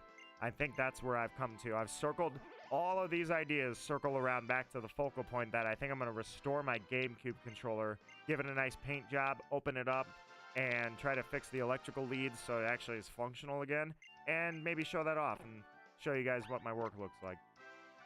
But the history of my Game Boys, that's gonna stay nice and untouched because it's a mausoleum. It's a living mausoleum to all the shinies I hunted when I was a kid before shiny hunting was even invented or a thing. The oldest shinies in the world. They may be gone, but they're not forgotten. I still hold them up here. Once I'm gone, then everybody's gonna see my Game Boy Advance and go, man, somebody shiny hunted on this thing. Look at all the soft reset commands that have been worn in or worn out and clearly have been rubbed on by a finger about 100,000 times. That's where I kind of wonder where this thing's going to go. The 3DS. My plans for the 3DS, I already played Pokemon Moon, obviously, so I'm experiencing X and Y. When I go back to Gen 5, the only other Pokemon game that I never played, that's on the the Nintendo DS. So if the 3DS is only really going to be used for this game and then I'm done, my question is, do I shiny hunt in Moon and X and Y and enjoy shinies? Or do I go through the games I missed and see if there's any 3DS game out there that I never played and I should have witnessed and experienced that as well?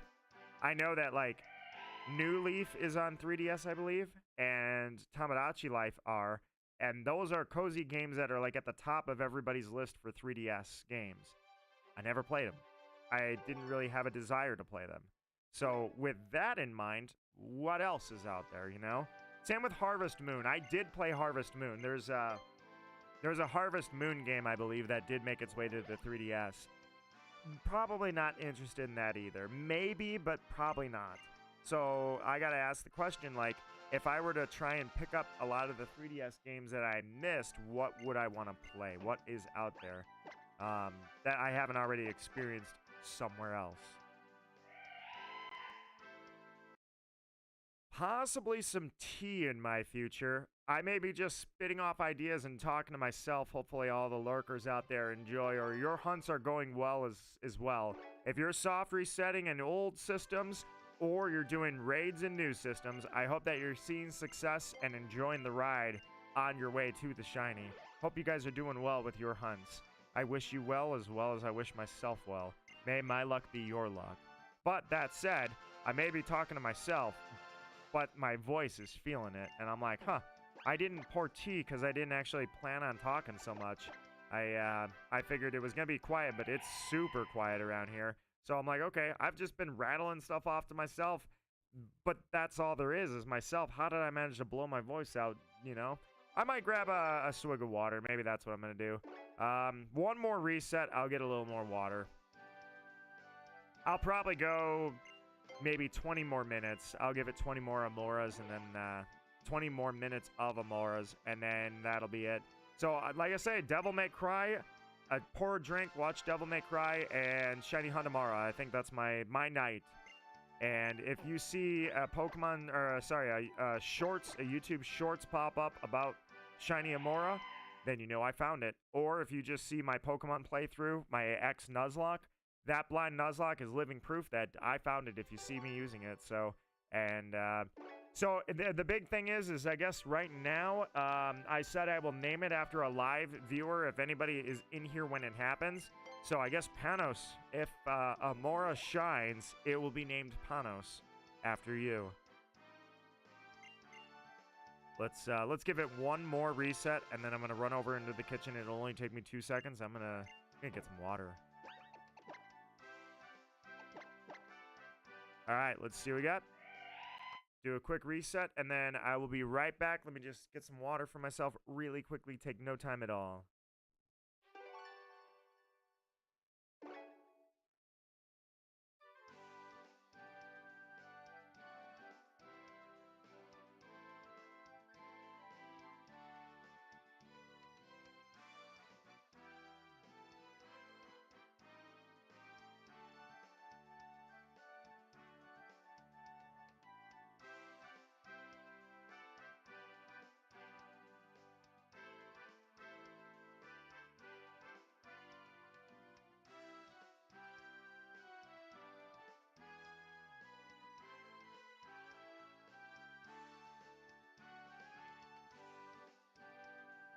La da da, la da da.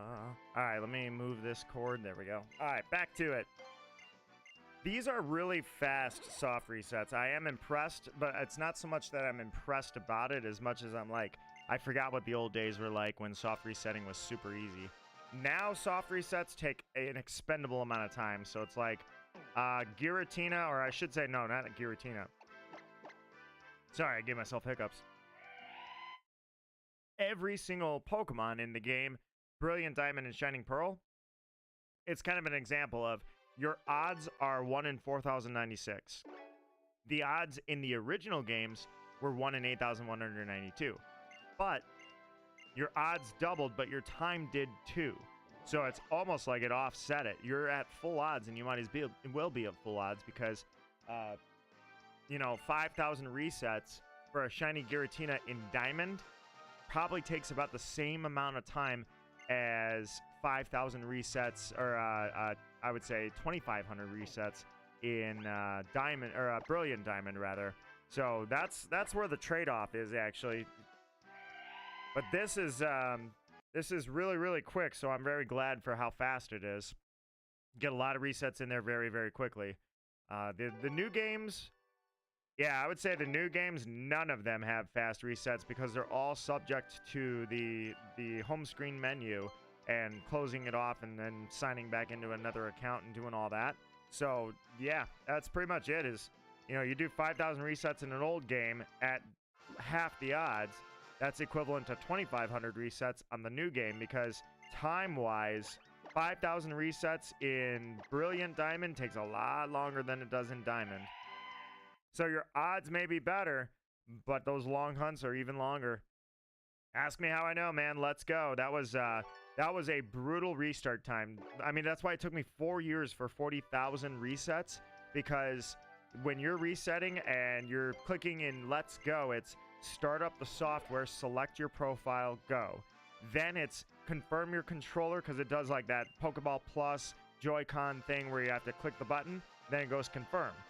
Then you go into the title menu, enter the title menu, then you load up the game. So it's like, whoops. I didn't mean to name it. Yeah, the new games may have better odds, but this is kind of the perfect game, if you will. X and Y is probably like... X and Y and then Sun and Moon are like the perfect soft reset games because they're fast and they're double odds. So you don't have to deal with the 1 in 8,192 that I dealt with, but at the same time, you're not dealing with the new games where a soft reset is like a minute apiece. I think I wrote it down about what I estimate because I don't count my encounters anymore. I haven't counted my encounters in so many years. But I think it was like 60 seconds, I think, was one reset. So it was like 50 to 60 resets per hour. And I went 40,000 encounters for Mewtwo. That was a lot of time commitment. Thankfully, I was doing that while I was working out. So it always gave me like... It gave me a drive to keep making sure I don't skip workout days, don't skip days that I'm biking indoors. Because if I'm biking, if I'm working out, then I'm also soft resetting, which means I'm working towards that goal of finding Mewtwo. That was what was so funny about being AFK. 40,000 encounters later, and I was AFK when the damn thing spawned. It was like, oh my god. Really? That's how I know the universe had made that one happen, because what are the chances that I would have 40,000 encounters, and the one time I walk away, that's when it spawns. Thankfully, I came back because that's just, it's like, it's one of those things you do. You get into these weird habits. You start getting paranoid as hunts go too long. And when a hunt goes too long, you start asking, is my game the only one that's shiny locked in the world? Everything is shiny locked. Maybe my game glitched out. Maybe something's going wrong. You start getting that paranoia, and then you start going into weird rituals. One of my weird rituals was, all right, when I'm done with the weight sets, I'll put the weights back, I'll be done. Or I'll get off the bike, and I'm done with the bike for the day. Wipe my sweat off, put the towel down, whatever. And then it was one more reset, and I'm going to walk out of the room, and I'm not going to look at the reset. And it was, you better not be shiny when I get back, because there's a clock, there's a timer. You got to take Mewtwo out. You got to take it down in Let's Go before you can actually attempt to catch. So if you were to literally walk away and go use the bathroom, you'd come back and you would never know it was shiny because it would say he ran off into the distance. And it doesn't stay shiny, by the way. It re-rolls. So if that Mewtwo was shiny, like, it's not like in this game where, or maybe not this game, but like Diamond and Pearl, all right? If you get to Dialga or Palkia and it's shiny but you can't catch it, let it defeat you. If it defeats you, it stays shiny when you go back. And you re-encounter. I'm 90% sure about that, but I've never tried it, to be honest. But I'm pretty sure that's how it works. Anyways, same thing is, opposite thing, rather. Opposite thing is, it does not work like that in Let's Go. It runs off. So you got 5 minutes to take it down, and if you can take its HP to 0, then you're good to go. If you can't, it's gone, and you're re-rolling a new one when you re-encounter. So that's not the game to walk into the kitchen and be like, you better not be shiny when I get back. There is no get back. Obviously, though, for me, I knew it was going to be like 30 seconds in the kitchen. I'll be right back. But I never thought that I would say, all right, I'll be right back, and it's not going to be shiny, and then I walk in, and it actually is shiny. That was not something I realistically expected. And, of course, when it finally did shine in, like, 2022, it waited 4 years to give me a shiny. It was while I was AFK. I can do that with this because I have the Pokemon. It's literally a soft reset situation, so it's already in my party.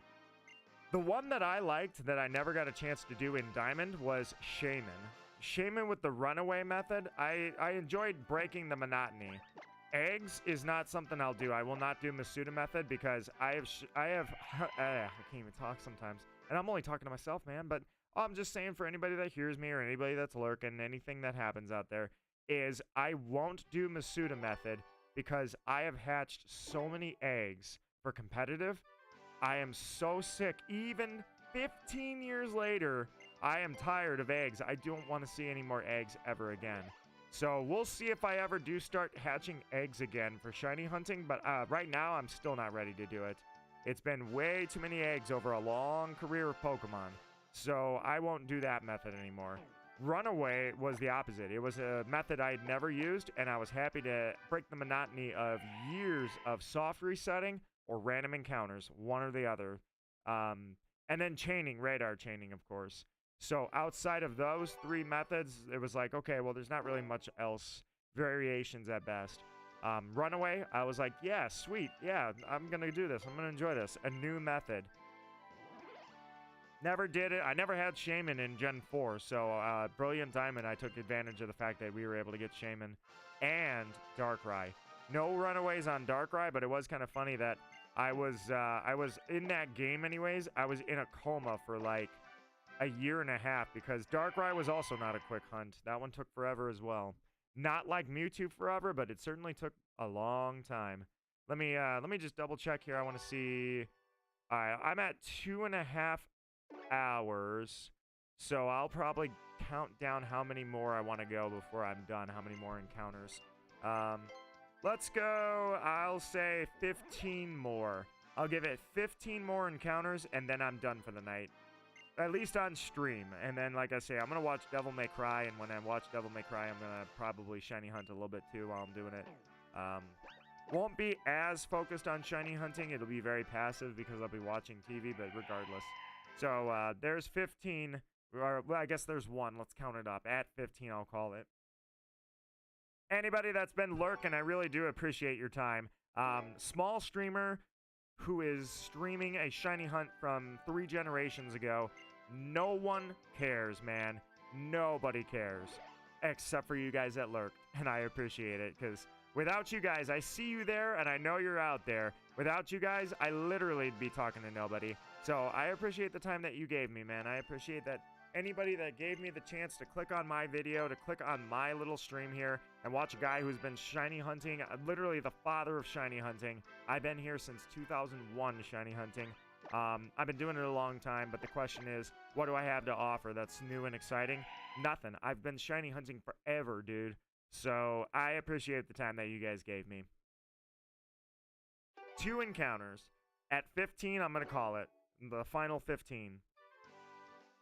Amaura is, like I say, I don't know if I'm going to pursue the hunt for that long, because if I finish, I'm not going to stop the nuzlocke specifically for Amaura. But if I do not find Amaura and I get a little further, let's say 7 badges, or like I get to Xerneas and I still don't have a shiny Amaura, then there's probably a good chance I will not pursue this hunt. But I also never give up on a hunt. That was 3, by the way. I never give up on a hunt, and I don't know if I want to start now. So I'm really conflicted on what I actually want to do with this. I have to think about it for a little while. All right. Here's number 4, and at 15, I call it a stream. I give a shout out to another YouTuber, a VTuber that's been part of my Splatoon streams for a long time, rated me like a dozen times. His name is simply Nobody. And he's doing a birthday stream right now, so I might pop back over there. He was doing a Splatoon stream for his birthday, and like I say, I've known him for a very long time, so I'll give him that shout out. Obviously, I don't know how many people I know that play Splatoon on my streams as well as care about Pokemon. It seems like half my subscribers are here for Pokemon, half are here for Splatoon. And then Smash kind of absorbs all. That's like the only crossover I see. I almost never see anybody that talks Pokemon or plays a lot of Pokemon who's also playing a lot of Splatoon. Alright, here comes number 4. At 15, I'll go ahead. This is the final 15. At 15, I'll call it a stream. Another blue Amaura. I'm so blue. Feeling this dinosaur stare at me. But like I say, I don't want to give up the hunt. I never give up the hunt. So Hopefully everybody that's lurking, I've seen people pop in here and leave. Whatever shiny hunts you guys are working on, I hope that you enjoy it, man. I hope that the hunt is gratifying to you, and I hope that whatever happens, you find your target. Here's number 5. This is all for a nuzlocke, man. This is all for the challenge. So the nuzlocke continues. I'm 4 badges in. All 4 badges, or every episode, rather, I'm caught up. Everything is posted right now. So I finished the power plant after the 4th badge. Clement is going to start off the very next recording I do, which is probably going to be tomorrow. So if I find Amaura before tomorrow, like if I find Amaura right now, I was at 5, so this is number 6. If I were to find Amaura right now, I could give it a lucky egg and build it up and get it some experience and incorporate it into my nuzlocke immediately. If I get far enough in the game, there's probably a good chance, even if I find a Shiny Amaura. Well, if I find a Shiny Amaura, I guess I'll do whatever it takes to get the levels up, grind it, and get it ready to go. But either way, Amaura for the nuzlocke, I would need it pretty quickly here. So let's see if it happens tonight, if it doesn't happen now. Here's encounter number 7. Just about the halfway point. The final 15 encounters. Whoever's still out there lurking, you guys might see greatness right now. You might be able to see my nuzlocke history in the making. That series' biggest moment could happen right now, and you would be such a small crowd to have the glory of witnessing something crazy happen. There's number 7. We're in the final 15, so encounter number 8 is coming. We're in the latter half, basically. We've got 7 more encounters and a bonus encounter, basically. Let's do this thing. To give up a hunt feels like something I'm never going to do. It feels like something I would never commit myself to doing, is giving up the hunt. But at the same time, I'm like, yeah, the nuzlocke shall continue with or without you, Amaura. So then if the nuzlocke continues and I finish the nuzlocke without a Shiny Amaura, do I continue to pursue this Pokemon or just let it hang? All right, that was number 8. Number 9 coming up, man. The final 15 of the stream. It really is a fast encounter rate. I probably had several hundred, yeah, I don't know, probably, I would say about 100 to 150 encounters today. That feels like where I'm at. All right, Amaura. Number 8. Or was I... No, this is number 9. Sorry, this is number 9.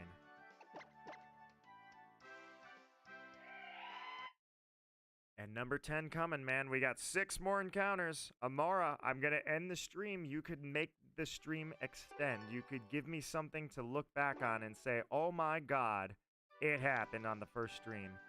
I am so happy with how it looks, though. I am very happy with how the overlay came out. I'm happy that I've got everything set up and it seems to work nicely. And above all, I'm happy that I actually made a thumbnail that looks pretty damn good.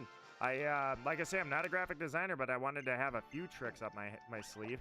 There's no benefit to me, anyways, in my mind. There's no benefit to, like, really working on getting everything perfect. Graphic design experience, Adobe After Effects proficiency for editing, and, like, doing crazy effects and subscriptions to editing software to get really cool effects. Overabundance of custom art. I don't see any benefit to that. I think that I'm going to be as good as I'm going to be, but I wanted to add a little bit more to it. The ability to maybe know how to make a pretty effective looking thumbnail, something that's visually appealing, make the screen look good, and get artists to do my art. Never gen AI, never mess with AI art, none of that. I would never do that. So the great Janinjuice did this overlay, and he is awesome at his craft, man. It's a pleasure to watch him work. All right, here's number 12.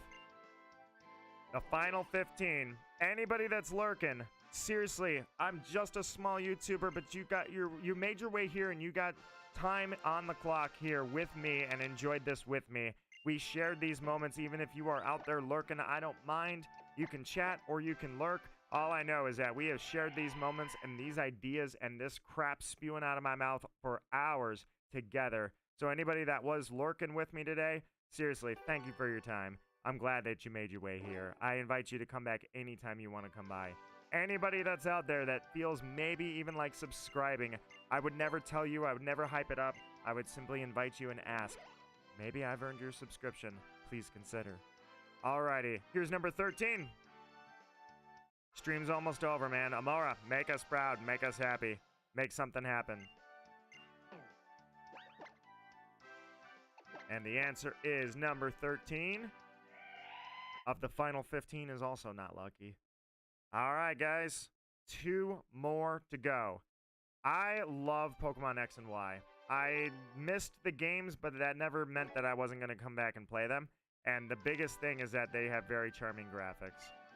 It's charming in the fact that you don't have to look at it on a critical scale. You're not being critical of what you see. At least me. There's no reason to judge the graphics. All I can do is sit here and enjoy the graphics. I don't have to be like, man, I sure didn't get my money's worth out of this. No.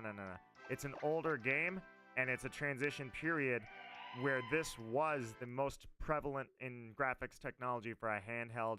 It was a lot of charm seeing all these towns so far. And their designs, man, their designs have been great. The designs of all of these have been just absolutely great. Cobblestone by the seaside, that was gorgeous. Amaura Town here, where the fossils are, it's like a dead end over there where the other side is, but look at this, man. Look at this. The rain with the lights on, like, I don't know why these guys are just standing out in the rain. You'd think they'd go inside, but it's nice to see the lights on in the rain on an old school game like this. Like, it's just so charming, this old game, this old technology, man. There's a charm to it that will never be recreated. All right, last encounter, final encounter of the stream. Here we go. Amaura, make it happen for me. Oh, wait, no, this isn't the last one. That was, I said unlucky number 13. This is number 14. We're almost there. This is number 14, and then the final 15, the final encounter comes right after this one. All right, let's see it. One more encounter. This is the final encounter of the stream. This is it, guys. Anybody that heard my voice, please let me know how you feel. Please feel free to drop a comment. I would love to hear from you. I'm not some giant super famous streamer that isn't going to respond to your comments. I'm the opposite. I'm asking for your comments. I'm asking. I would love to hear who has been shiny hunting with me. Let me know what you're shiny hunting. I would love to hear what you're actually shiny hunting or what you're doing. Maybe you're on Pokemon Champions and you're just grinding out some strategies and seeing how many people you can roast with your new strat, you know? Let me know that too. I would love to know what you were doing when you found your way here. This is it. The final Amaura encounter of the night. Or the last reset. So I do it here in the rain. I do it here at night with the lights on over the seaside. My friends, thank you for coming to my stream. Thank you for spending any amount of time with me. Unfortunately, Amaura does not shine on the final encounter. So that's it. I'm going to go ahead and call it a stream there. But for anybody, like I say, this is not like my multiplayer streams. I am known as a shiny hunter because that was what I started the channel for, was to share my experience going back and playing Pokemon games and going forward with the Nuzlocke challenges that I do, blind Nuzlocke survival specifically, where I try to put my own unique twist on them. But when it comes to shiny hunting streams, I don't shiny hunt on stream that often, and I probably could stand to do more, but I guess it's a matter of could versus would versus do I want to. All I know is that I'm not a super famous streamer. I don't have a cam even. I don't have a lot of stuff going on. So if you found your way here and you stuck around for a little while with me, you really humbled me with giving me your time and enjoying the resets with me, because I know you're there. I know I'm not alone. I know that I can talk, and I'm talking to myself, but I'm not actually alone. By myself, but not alone. So if something had happened today, lurking or not, you would have actually been able to be there with me and been there to witness it happen with me. It didn't. Amaura did not shine for me, but that's okay. I had a good time regardless. So I'm going to keep this up. I'm going to watch Devil May Cry, and I'm going to keep shiny hunting, and I'm going to see what happens, man. But If you were here today, thank you very much. And if you're commenting after the fact, for any reason, if you hear my voice, tell me you heard my voice. Tell me that you enjoyed anything I said today. That said, good luck on your own hunts, my friends. I hope you take care. Thank you for giving me, a humble small YouTuber, a chance to be your streamer. I invite anybody who hears my voice right now at any point to consider subscribing to my channel. Over 800 videos, man. I've been doing this for so long now. It's great. I've enjoyed it. I'd love to share that with you. Have a good night, my friends. May my luck be your luck, and may your luck supersede my luck. May you find success in your hunt, and I'll catch you next time. All right, guys.